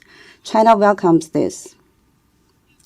Faced with the highly complex and sensitive situation, China once again calls on the international community to stick to the overall direction of a political settlement and foster an enabling atmosphere and conditions for direct dialogue and negotiations between the parties concerned. Mr. President, any action taken by the United Nations and the relevant parties should give priority to regional peace and stability and the universal security of all parties, and should play a positive role for de-escalation and diplomatic solutions.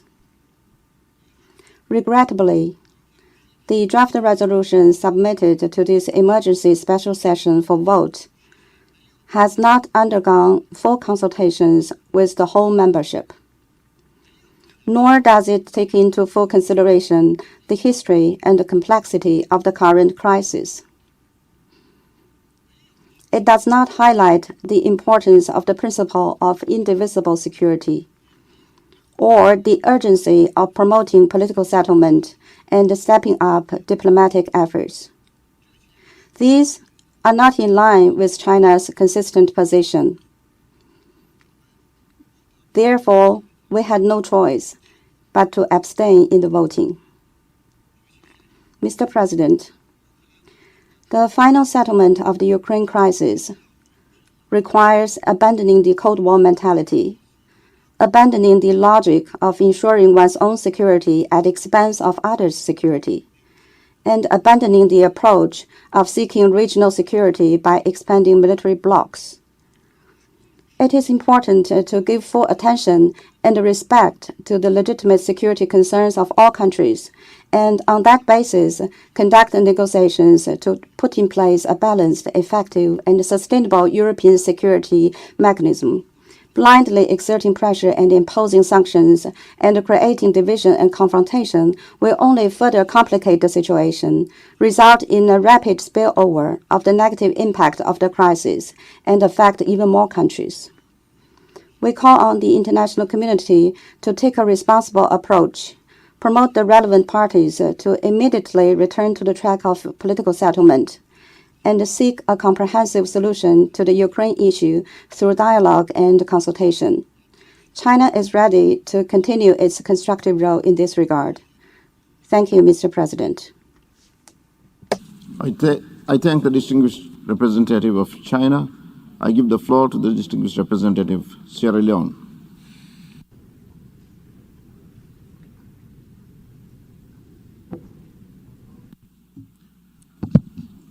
Mr. President, Secretary General, Excellencies, the delegation of Sierra Leone has requested for the floor to explain its position on the agenda item and vote on the resolution. The government of Sierra Leone is gravely concerned about the regrettable serious situation created in Ukraine with ramifications for regional and international peace and security. Sierra Leone also expresses serious concern over the growing refugee and humanitarian situation in and around Ukraine, and particularly the safety and well-being of Sierra Leonean students in Ukraine. In appreciating efforts to provide the necessary safety and refuge, it is important for all those fleeing the conflict to be treated equally and with dignity, without discrimination, whether on the basis of race or status. A blanket denial is not the answer, nor representative of the values we seek to protect. Mr. President, Sierra Leone voted in favor of the resolution based on our fundamental belief in the sanctity of the United Nations Charter, its principles, and the purposes of the organization. Our vote today is not a selective application of our fundamental belief in the principles of sovereign equality of all UN member states, the territorial integrity or political independence of member states, non-interference, and the peaceful settlement of dispute. Our vote today is not to absolve the actions and inactions of the United Nations, particularly in addressing peace and security questions in Africa. While we believe that the United Nations must be consistent in the application of its charter and in pursuit of its purposes, resorting to the threat or use of force and the violation of the territorial integrity of any member state inconsistent with the charter must be rejected. Sierra Leone accordingly calls for the full respect of the national sovereignty and territorial integrity of Ukraine within its internationally recognized borders. We also call for the immediate cessation of hostilities, and in this regard, we welcome the commencement of ceasefire talks, and we urge for the continuation of the talks in a meaningful way. Finally, we also urge for good faith diplomatic efforts to resolve the conflict. I thank you. I thank the distinguished representative of Sierra Leone, and now I give the floor to the distinguished representative of Thailand. Mr. President, Thailand has carefully considered the draft and voted in support of the resolution because of the overriding importance that Thailand attaches to the principles enshrined in the United Nations Charter and those of international law, in particular, respect for sovereignty, territorial integrity, and the non-use of force against states. Our support of the resolution also underlines our deep concerns for the plight of affected civilians and the humanitarian consequences of the hostilities and violence in the area. In this regard,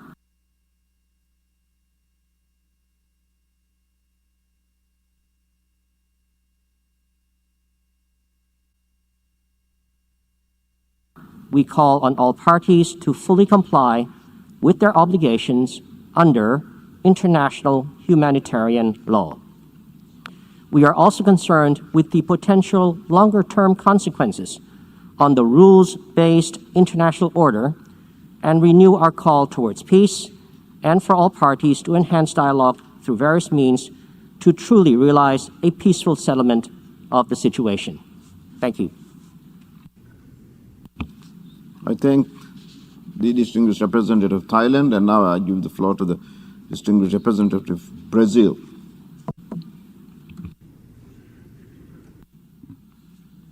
Mr. President, we recognize the exceptional circumstances we are all facing, and we share the conviction that the General Assembly could not remain silent. The resolution adopted this morning conveys a message, and Brazil has added its voice to that of other members. The adoption of this resolution by the General Assembly shows the unwavering commitment of the international community to upholding the core principles upon which the UN is built. We are appreciative of the attention given in different paragraphs of the text to the critical need to monitor and alleviate the humanitarian situation on the ground. We also welcome the text for urging the parties to the conflict to fully respect international humanitarian law, to guarantee the safety of civilians, as well as of humanitarian and medical personnel, and to facilitate unhindered access of humanitarian assistance to those in need. The resolution as adopted, however, does not go far enough in underscoring that the cessation of hostilities is only a first step to achieve peace. Sustainable peace needs additional steps.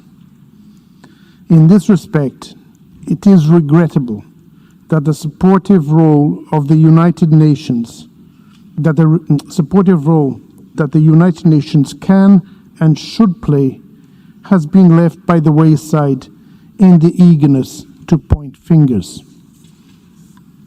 Yes, the resolution is a call for peace by the international community, but peace requires more than the silence of guns and the withdrawal of troops.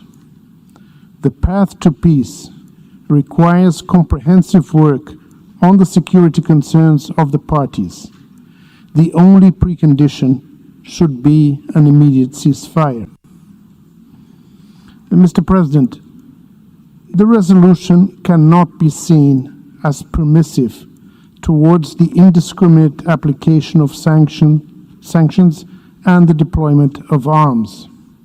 These initiatives are not conducive to the proper resumption of a constructive diplomatic dialogue and risk further escalating tensions with unpredictable consequences to the region and beyond. We also have concerns about preambular paragraph 15. It is not constructive at this moment fraught with danger in this particular resolution to comment on military measures adopted by any specific nuclear power, be it the Russian Federation or the members of NATO.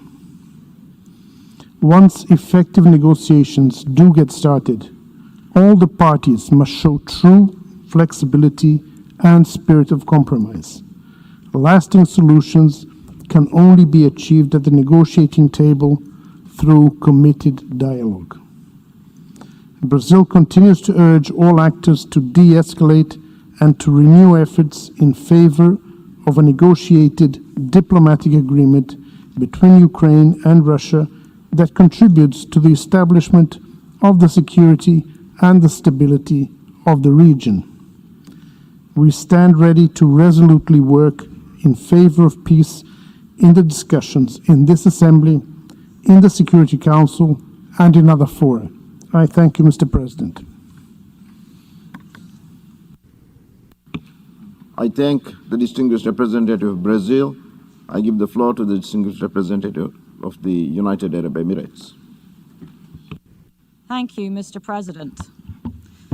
This emergency special session comes as the conflict in Ukraine has reached a dangerous inflection point. The international community is alarmed by developments on the ground, and this is the clear message of today's resounding vote. The humanitarian situation is worsening by the day. We have seen reports of rapidly growing civilian casualties and massive displacement, the extent of which Europe has not experienced in decades. The UAE is deeply concerned by these developments. Our collective responsibility must, however, be towards exhausting all efforts and using all diplomatic channels to prevent a further deterioration of the humanitarian situation. We remain firm in that belief more than ever before. Yesterday, the UAE pledged $5 million in response to the UN's humanitarian flash appeal. We know that in the days, weeks, and months ahead, more must be done. The credibility of this organization, born out of the ashes of World War II, rests on its universal representation and its effectiveness in applying the principles that we all uphold. However, as this conflict has revealed, the clear and full voice of the United Nations has only grown harder to summon because it is not equally applied. Despite deepening divisions, now is time to take a step back, identify diplomatic off-ramps, and engage constructively to end this conflict. It is also a time to summon our reserves of wisdom and experience to guide the way forward. Global solidarity means doing more than focusing on conflicts in some parts of the world while ignoring others. We need to shift our mindset from conflict management to conflict resolution. Our collective security depends on it. Let this crisis be the wake-up call. The future of this organization may rest on that. We all need to galvanize UN efforts to promote the dialogue, work towards an end to the hostilities, and address the humanitarian situation for those most desperately in need. The UAE recognizes the need to meet this moment with renewed diplomacy and leadership, and put the needs of the people on the ground at the center of our efforts. The avenues for dialogue must, however, remain open more urgently than ever before, and we must pursue them together. Mr. President, right now we recognize that this resolution adopted here today is a necessary signal of where we need to be going. Resigning ourselves to a cycle of perpetual violence and sanctions that only adds to the suffering of civilians diminishes us all. We voted for this resolution, and we join with member states in making this appeal to peace, a just peace that endures by recognizing the legitimate concerns of all parties and also abides by the UN's charters of principles and independence and sovereignty and territorial integrity. This resolution, however, as others have said, is not enough for a sustainable peace. Resolution of this conflict requires dialogue and effective diplomacy. This text represents the determination of member states to respond to the conflict today in Ukraine. That is the call that rings clearly from this meeting. We must now turn to finding ways to bring about its peaceful resolution with full respect for and commitment to real and engaged diplomacy. Thank you. I thank the distinguished representative of the United Arab Emirates, and now I give the floor to the distinguished representative of India.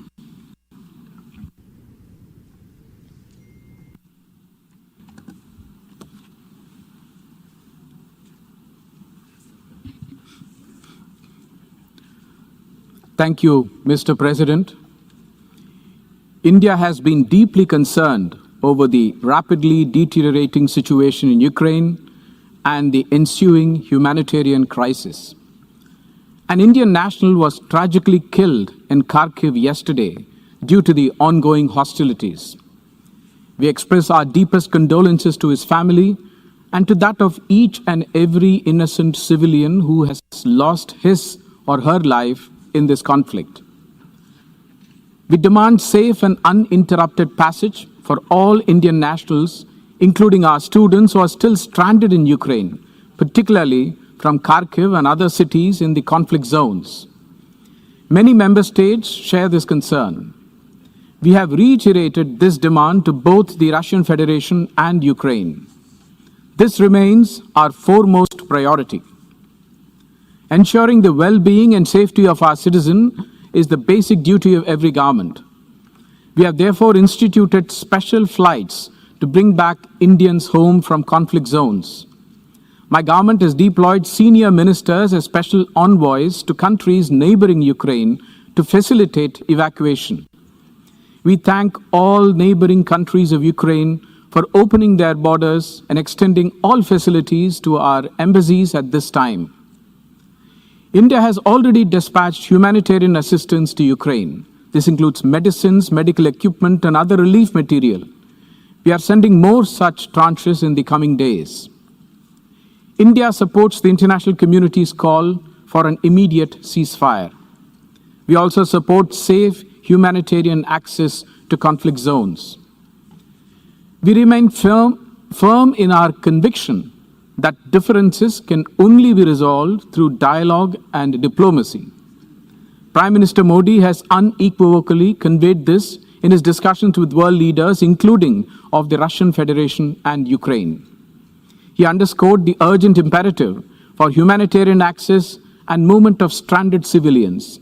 We therefore sincerely hope that the second round of talks between the Russian Federation and Ukraine will lead to a positive outcome.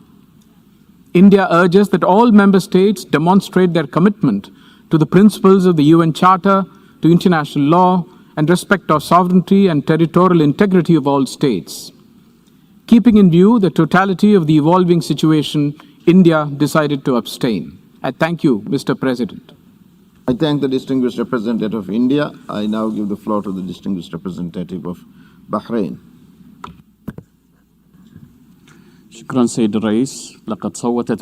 Thank you, President.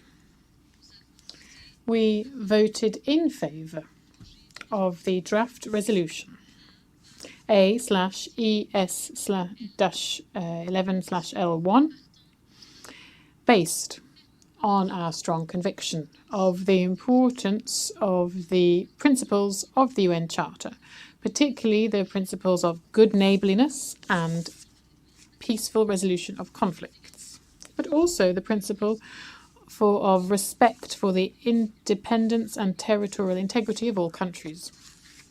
The Kingdom of Bahrain underscores its support for all efforts that seek to end hostilities and for dialogue to resume and use all diplomatic means necessary to achieve peace. Thank you, President.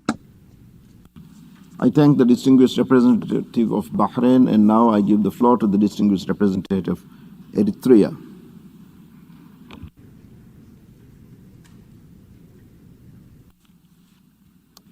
Thank you, Mr. President. Eritrea is taking the floor in explanation of vote after the vote on the draft resolution A/ES-11/L1. Eritrea firmly believes that respect for sovereignty, territorial integrity, and political independence, as enshrined in the United Nations Charter, are sacrosanct principles and should be respected by everyone at all times for the attainment of sustainable world peace. Eritrea's vote is demonstration of its uncompromising stand for peace. Its position is against internationalizing, incessant rhetoric, and imposition of unilateral sanctions, which regrettably further polarize international relations and escalate the situation with enormous implications for civilians. Instead, we have consistently opted for world regions to be given the needed space and solidarity to address political problems. The situation between Russia and Ukraine raises serious concern with political, economic, and security ramifications for Europe and the rest of the world. It requires immediate resolution by giving more chance to diplomacy. We hope that the ongoing talks between the two parties on the Belarusian border yields a quick and acceptable agreement to stop the war and pave a foundation for peace in the region. Eritrea opposes all forms of unilateral sanctions as illegal and counterproductive.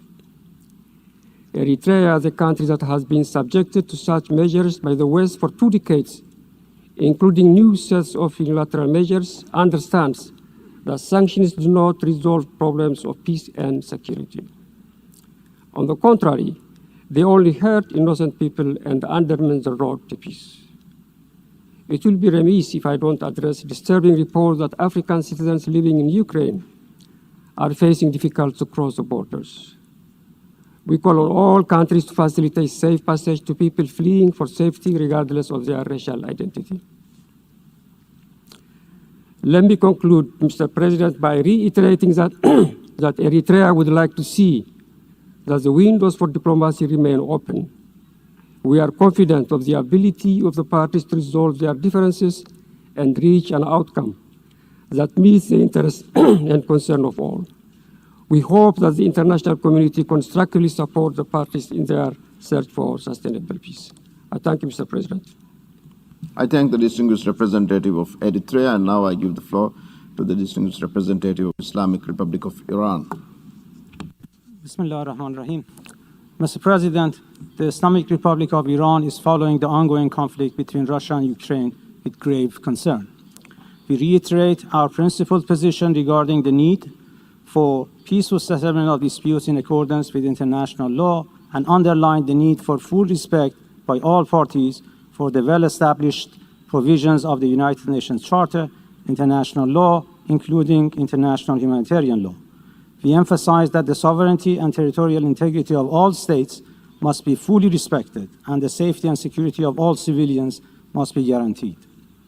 In order to find long-term and sustainable solutions to such crises, it is necessary to address their root causes. We note that the current complexities in the fragile region of Eastern Europe have been exacerbated by the provocative actions and decisions of the US and NATO. The security concerns of Russia must be respected. Wars and destructions inflicted on civilian lives and infrastructures are not acceptable, wherever they occur. The Islamic Republic of Iran calls for urgent cessation of hostilities and the escalation of tensions in the current conflict. In this regard, Iran underlines the essentiality of dialogue to address issues of concerns to all sides, leading to long-term results. The UN must always avoid double standards, particularly when it's considering issues related to the maintenance of international peace and security. It is unfortunate to note that the UN, in particular the Security Council, has at times neglected this principle, which has undermined its credibility. A case in point is the Security Council's handling of the conflict in Yemen. Mr. President, we believe that the text of the resolution before the General Assembly lacks impartiality and realistic mechanisms for resolving the crisis through peaceful means. Furthermore, not all member states of the UN were given the opportunity to engage in negotiations on the text of the resolution. It should be emphasized that the General Assembly is not in a position to determine the existence of an act of aggression because, in addition to Article 39 of the Charter, GA Resolution 3314 of 14 December 1974 calls on the Security Council to determine the existence of an act of aggression. Moreover, convening the emergency special session based on the General Assembly Resolution 377A shall not be considered as the end of the dialogue. My government continues to call for a comprehensive, peaceful, and sustained resolution to the current conflict, including an immediate ceasefire and a start of the dialogue, as well as provision of humanitarian assistance to the people in need. For the above-mentioned reasons, my delegation abstained from voting on the resolution. I thank you, Mr. President. I thank the distinguished representative of the Islamic Republic of Iran, and now I give the floor to the distinguished representative of Egypt. Shukran. Thank you, Mr. President. Egypt would like to reiterate the following points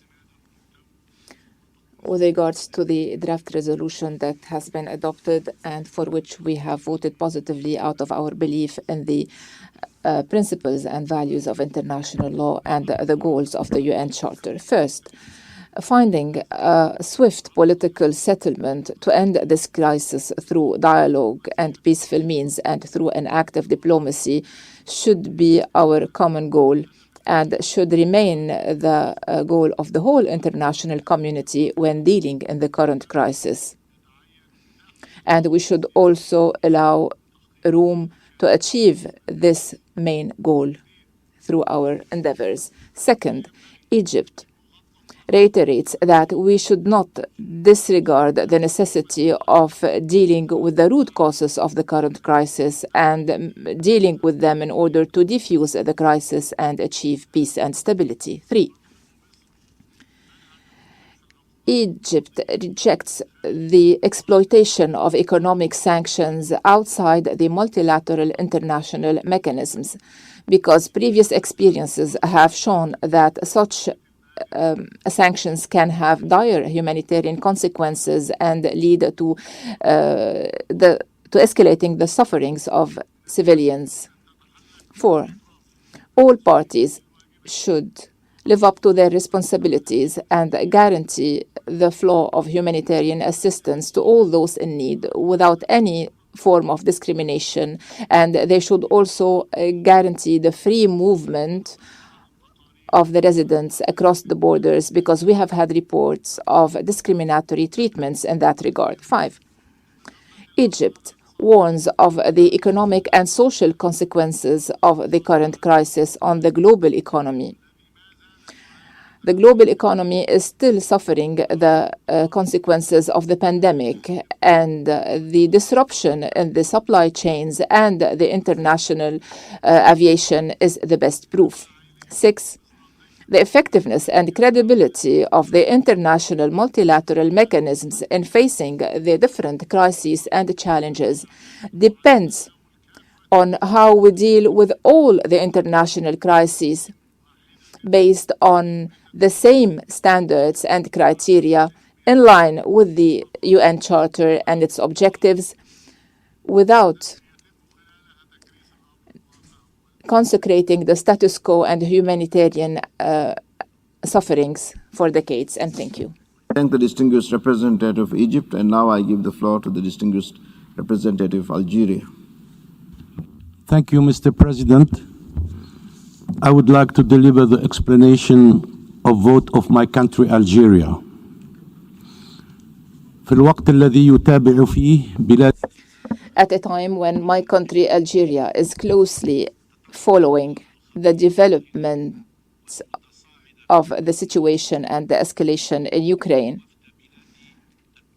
my delegation would like to emphasize once again that Algeria is committed to the principles and the objectives of the United Nations, which should remain the basis of international law and a cornerstone in international relations, especially the respect of the independence, sovereignty, and territorial integrity of the member states according to the international legitimacy and the right of people to self-determination.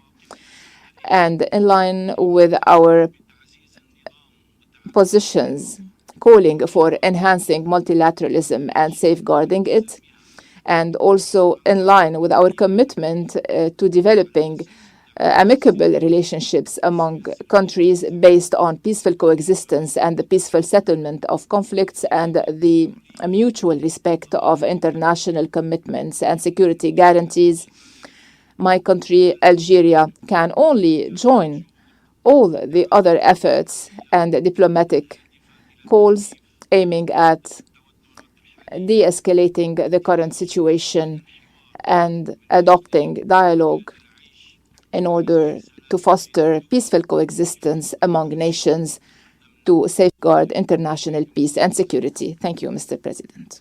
I thank the distinguished representative of Algeria, and now I give the floor to the distinguished representative of United Republic of Tanzania.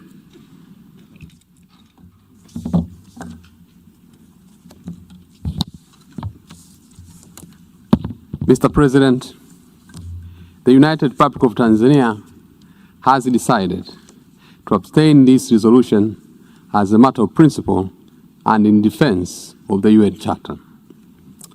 Fundamentally, this decision resulted from our inability to amend or make reservations to some provisions in the resolution.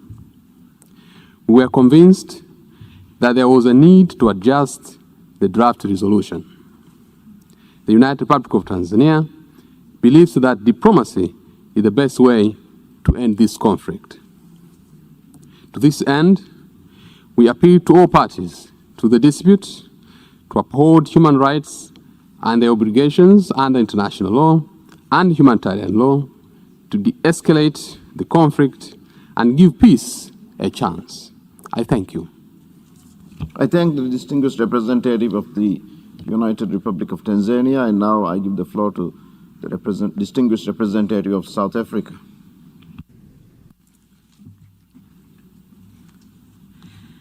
Thank you, Mr. President.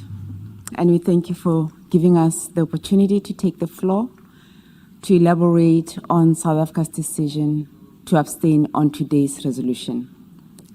Mr. President, let me reiterate our position expressed during the discussions of the emergency special session over the last few days. Firstly, by highlighting that South Africa remains deeply concerned by the escalation of conflict in Ukraine and the regional and international socio-economic implications. We strongly urge all sides to uphold international law, including humanitarian law and human rights law, as well as the principles of the UN Charter, including sovereignty and territorial integrity. Mr. President, the conflict involves two members of the United Nations in an armed conflict, which this organization has at its foundation the responsibility to prevent. The United Nations, therefore, must take decisions and actions that will lead to a constructive outcome conducive to the creation of sustainable peace between the parties. The resolution that we have considered today does not create an environment conducive for diplomacy, dialogue, and mediation. While we agree with and support the efforts taken by member states to bring to the attention of the international community the situation in Ukraine, South Africa feels that greater attention should have been paid to bringing the sides closer to dialogue.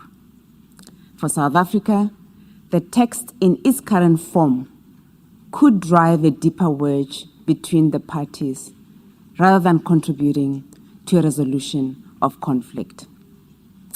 The resolution should have welcomed the commencement of negotiations between the parties. Additionally, the role of the Security Council, as well as the good offices of the UN Secretary General, could have been given more prominence in the resolution. It is understood that one of the root causes of conflict is related to the security concerns of the parties. This should have been addressed in the resolution. Even though this emergency special session of the General Assembly is being held after the failure of the Security Council to address the matter, we believe that the Security Council should still be urged to play its role as mandated by the Charter to maintain international peace and security. South Africa believes that the UN, especially in the context of emergency special sessions, whose nature and significance speak to the gravity of the issues we bring before the international community, should be used as a platform to build bridges, address the divergence of views, provide recommendation and support for the parties to engage with a spirit of compromise, while de-escalating tensions, committing to the cessation of hostilities, and building trust and confidence. Unfortunately, the text before us did not do that. South Africa will have also preferred an open and transparent process to negotiate the resolution today. This would have allowed all of us, as equal members of the Assembly, to present our views and ideally reach a level of understanding before the text was tabled. As member states of the organization committed to global peace and development, we must continue to work together to promote peace. Gestures that merely create the impression of promoting peace without meaningful action will not assist. I thank you, Mr. President. I thank the distinguished representative of South Africa, and now I give the floor to the distinguished representative of Lebanon.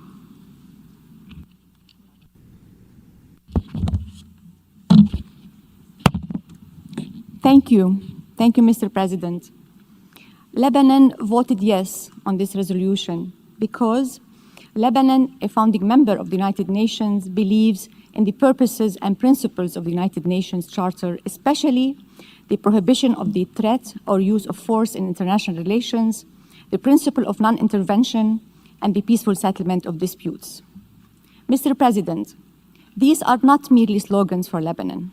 We lived through invasions, occupation, intervention in Lebanon's internal affairs, and experienced devastation, loss, and pain that we are still enduring its consequences today.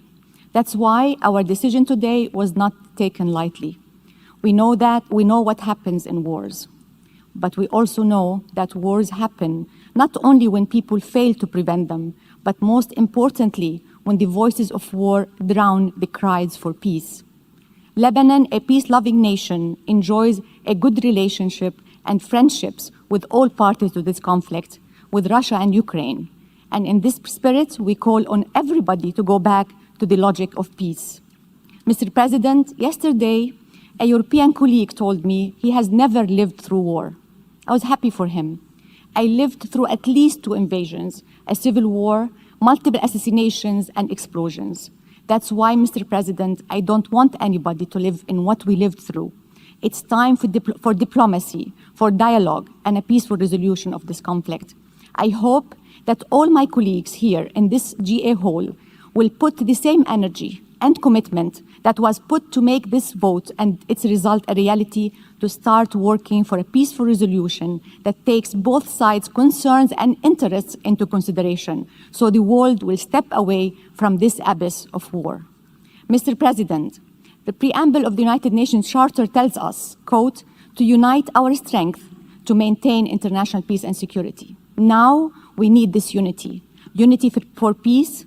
The United Nations is well positioned to step up and step in to make this peace a reality. Now we need to stop the escalation in words and deeds and help both sides to take the path of peace for the sake not only the 2 sides, but for the sake of our world. Mr. President, we in the Middle East are very concerned about this war because of its impact on Europe, but also because we know from experience what happens in Europe does not stay in Europe. That the last 2 world wars left deep scars in our part of the world, obliterated countries and hopes, and we are still living its aftermath today. I hope, Mr. President, we all learn the lessons of the last wars, and I hope that from this moment we start working only for peace, peace in our time, peace in all time, as a former president of the United States said. Mr. President, I agree with Albert Camus in his speech upon receiving the Nobel Peace Prize in Literature in 1957, that probably, and as a quote, every generation sees itself as charged with remaking the world. Mine, however, knows that it will not remake the world, but its task is perhaps even greater, for it consists in keeping the world from destroying itself. This is the same responsibility bestowed on us as the Charter instructed us to save succeeding generations from the scourge of war. I thank you, Mr. President. I thank the distinguished representative of Lebanon, and now I give the floor to the distinguished representative of Malaysia. Mr. President, as a member of the family of nations, Malaysia is committed to the principles and purposes of the Charter of the United Nations and the ideals it espouses. We reiterate the inviolability of the fundamental principles of territorial integrity and sovereignty of a country, and peaceful settlement of disputes in the maintenance of international peace and security, as well as global prosperity.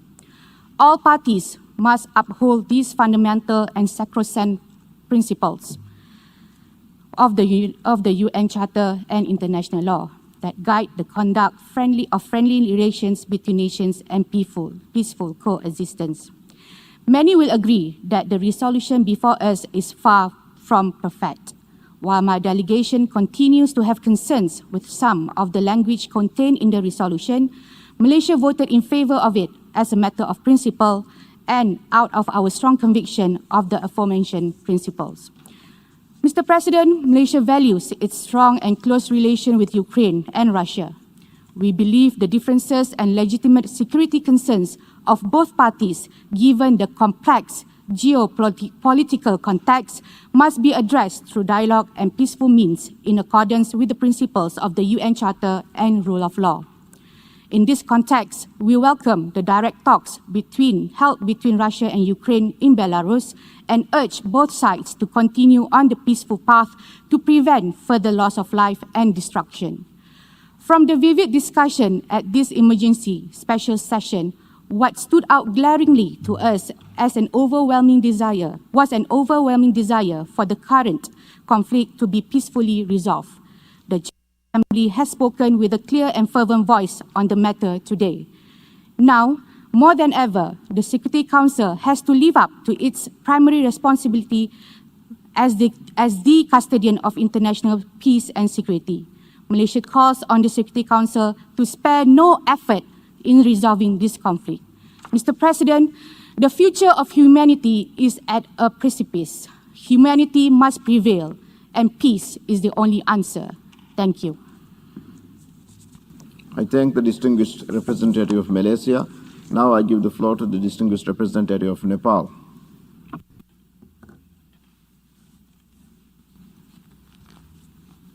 Mr. President, Mr. Secretary General, my delegation is distressed by the ongoing violence and conflict in Ukraine. Conflict anywhere inflicts stress everywhere. Nepal is a peace-loving country, as its soil is consecrated by the birth of Lord Buddha, an apostle of peace. For us, values of peace, harmony, and peaceful coexistence are our way of life, so they are supremely precious. Norms of world peace, respect for sovereignty, territorial integrity, and non-aggression as enshrined in the UN Charter are the fundamentals of our foreign policy. The use of force against Ukraine goes contrary to these values and principles. Nepal opposes this violation of international law and the principles of UN Charter. Mr. President, there is no alternative to diplomacy and dialogue, to building peace and sustaining it. Nepal welcomes the second round of talk between Russia and Ukraine. We urge both sides to continue the dialogue with utmost sincerity and integrity to resolve this conflict peacefully and find a lasting political solution for their enduring peace and peace for the Europe.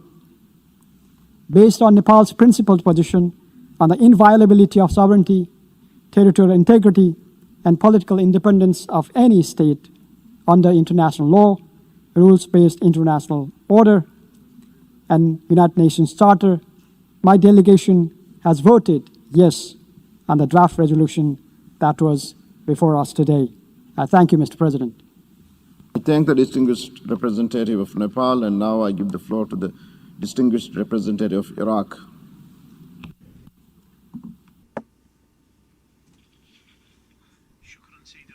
Thank you, Mr. President.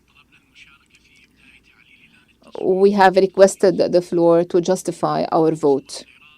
Iraq abstained in this vote on resolution A/ES-11/L1. Iraq regrets the deterioration of the situation and the escalating tensions between the Russian Federation and Ukraine. And Iraq calls upon all parties to settle this conflict by giving priority to dialogue and through the diplomatic means. And we invite them to go back to negotiations in order to solve their concerns and in order to safeguard international peace and security, and not to threaten the world with economic and political crises resulting from this situation. Iraq expresses its grave concern over the possibility for the terrorists of exploiting this crisis and the expected division in the international community. This would hinder the international efforts and our joint endeavors aiming at preventing terrorism and violent extremism. Iraq has decided to abstain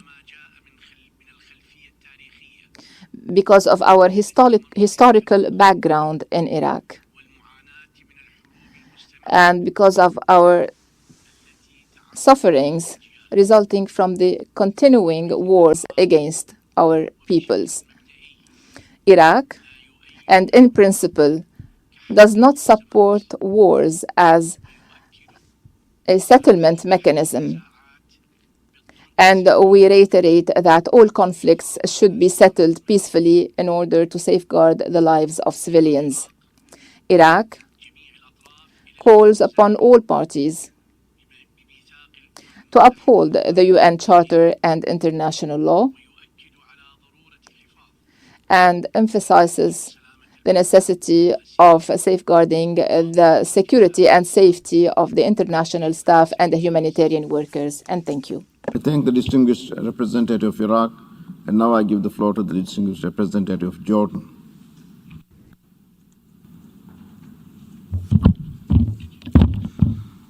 شكرا السيد الرئيس. Thank you, Mr. President.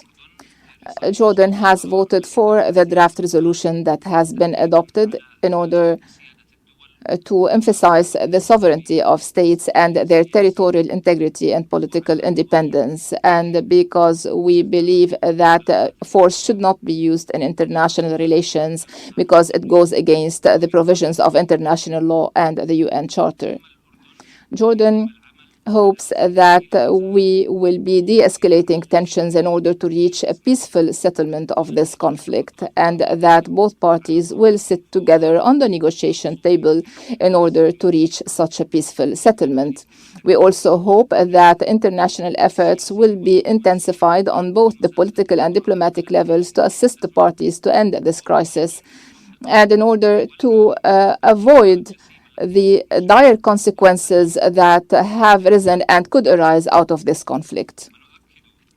And we would like to reiterate that all parties, and I insist all parties, should respect the international humanitarian law, human rights, and the international refuge law without any discrimination. To conclude, Jordan would like to remind of the necessity of respecting the international law provisions and the UN Charter, whereas force should not be used against other countries and peoples, and should not be used against the right to self-determination, and that a single standard should be implemented regardless of the region concerned and without any discrimination in implementing international criteria and standards. And we hope that this would lead to an effective dialogue inside the organization in order to implement this approach and to assess the current approach and to reach our common goal. Thank you, Mr. President. Thank the distinguished representative of Jordan.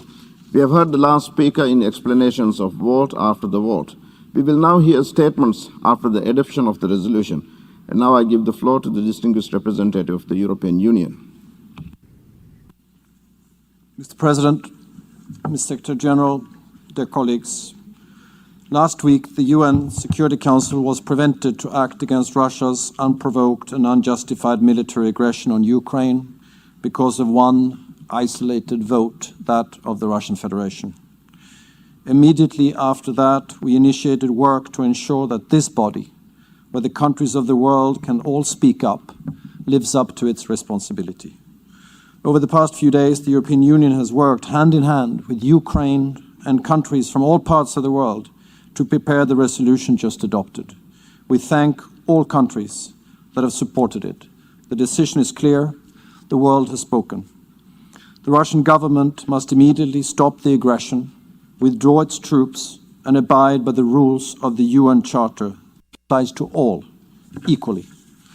Over the past days, the brutality of Russia's invasion with the complicity of Belarus has reached unimaginable levels, with indiscriminate attacks against Ukrainian cities causing death and destruction among civilians in complete disregard of international law. Distinguished colleagues and friends, this is not just about Ukraine. This is not just about Europe. This is about defending an international order based on rules we have all signed up to, the sovereign equality of all states, large and small. This is about whether we choose tanks and missiles or dialogue and diplomacy. Today's historic vote clearly shows Russia's isolation from the rest of the international community. By voting overwhelmingly in favor of the resolution, we have chosen to defend peace where Russia has chosen brutal aggression. We have chosen to defend this organization and its charter where Russia has violated the fundamentals of both. Russia stands increasingly alone. The European Union and the world stand with the Ukrainian people. Thank you very much. I thank the distinguished representative of the European Union, and now I give the floor to the distinguished representative of Denmark on behalf of the Nordic and Baltic countries. Mr. President, I have the honor to speak on behalf of the 8 Nordic Baltic countries, Estonia, Finland, Iceland, Latvia, Lithuania, Norway, Sweden, and my own country, Denmark. Mr. President, from all corners of the world we have come together to send a resounding yes to uphold international law and the UN Charter, a resounding yes to the principle of the sovereign equality of all UN member states, a resounding yes to the need to respect the territorial integrity, sovereignty and political independence of all UN member states, a resounding message to Ukraine and all Ukrainians. In the words of a colleague who spoke yesterday, you are not alone. We stand with you today, tomorrow, and until peace prevails and Ukraine's sovereignty, independence and territorial integrity are fully restored and respected. We have also sent a clear message to Russia and to Belarus. Stop the aggression now. Full stop. What you are doing is unacceptable. It is wrong. Your unprovoked aggression against Ukraine is a violation of the core principles that you signed up to when you laid the foundation of this very organization, of this community of nations. Your invasion of Ukraine deserves our strongest condemnation. You will be held accountable, and every legal avenue available must and will be used to hold the aggressor to account. You must stop the war immediately. You must return your troops to Russia. You must return to the path of peace, of genuine dialogue. It is not too late to stop. It is not too late to reverse the course. It is not too late for you to return to this community where we believe, with all our faults and imperfections, in the principle of the sovereign equality of all. Mr. President, we are deeply concerned by the grave unfolding humanitarian crisis. We demand that all parties fully comply with their obligations under international humanitarian law and human rights law, protect civilians and critical civilian infrastructure, and ensure the safe, rapid, and unhindered humanitarian access and passage. Humanitarian and medical personnel, as well as hospitals and other medical facilities, must be protected. Mr. President, thousands of civilians have been killed, more have been injured, and close to 1 million innocent civilians have been forced to flee across borders. Even more have been internally displaced inside Ukraine. They are in need of help and assistance, without delay, without hindrance and preconditions. And we take this opportunity to salute and express our deepest respect, appreciation and admiration for the generous assistance and protection that Ukraine's neighbors have shown to all those fleeing the conflict, men, women and children from all corners of the world. Once again, we conclude by echoing the words of a peaceful protester who had written on her sign, "If Russia stops fighting, there will be no more war. If Ukrainians stop fighting, there will be no more Ukraine." I thank you.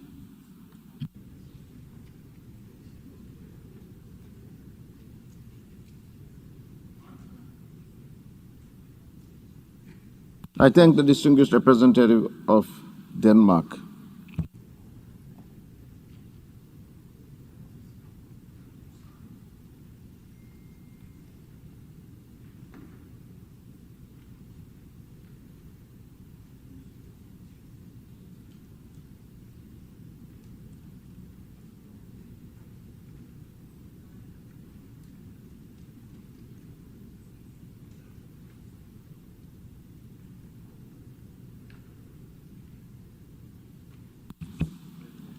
I now give the floor to the distinguished representative of Turkey.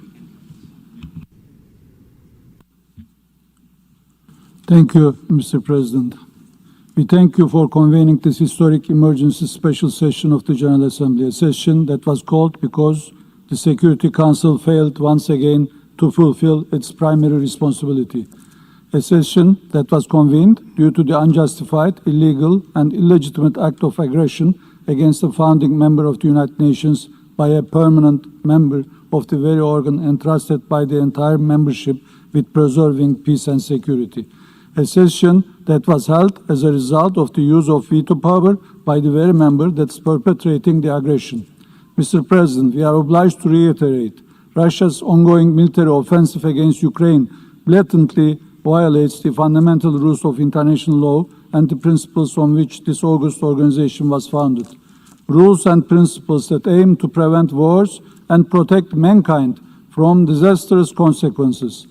Consequences that we are unfortunately witnessing in and around Ukraine due to Russia's attacks.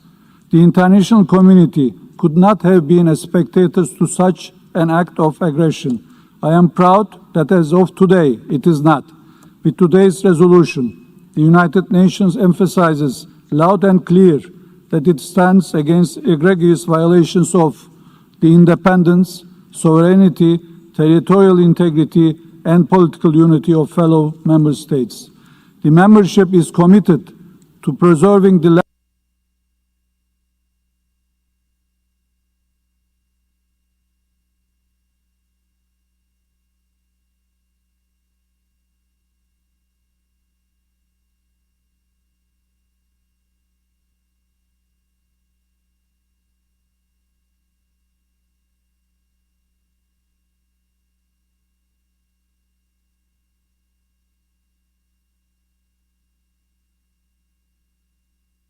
our organization.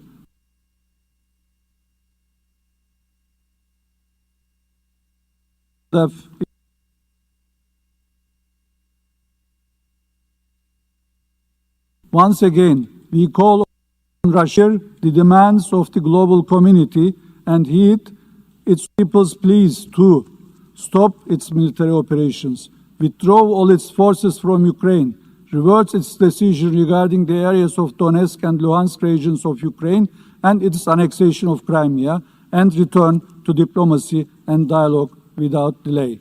We also reiterate our call for an immediate humanitarian pause. The peoples of the world hold their breath and wait with hope to see the march to the precipice halt. It is still not too late to go back to the negotiating table with serious engagement. Mr. President, as a neighbor and friend of both the Russian and the Ukrainian people, Turkey stands ready to facilitate the peaceful settlement of the conflict. Thank you, Mr. President. I thank the distinguished representative of Turkey. We still have 9 more countries member states who wish to speak. Therefore, we have heard the last speaker in statements after adoption. For this meeting, we shall hear the remaining speakers this afternoon in this hall at 3 p.m. This show has been produced by Depictions Media. Please contact us at depictions.media for more information.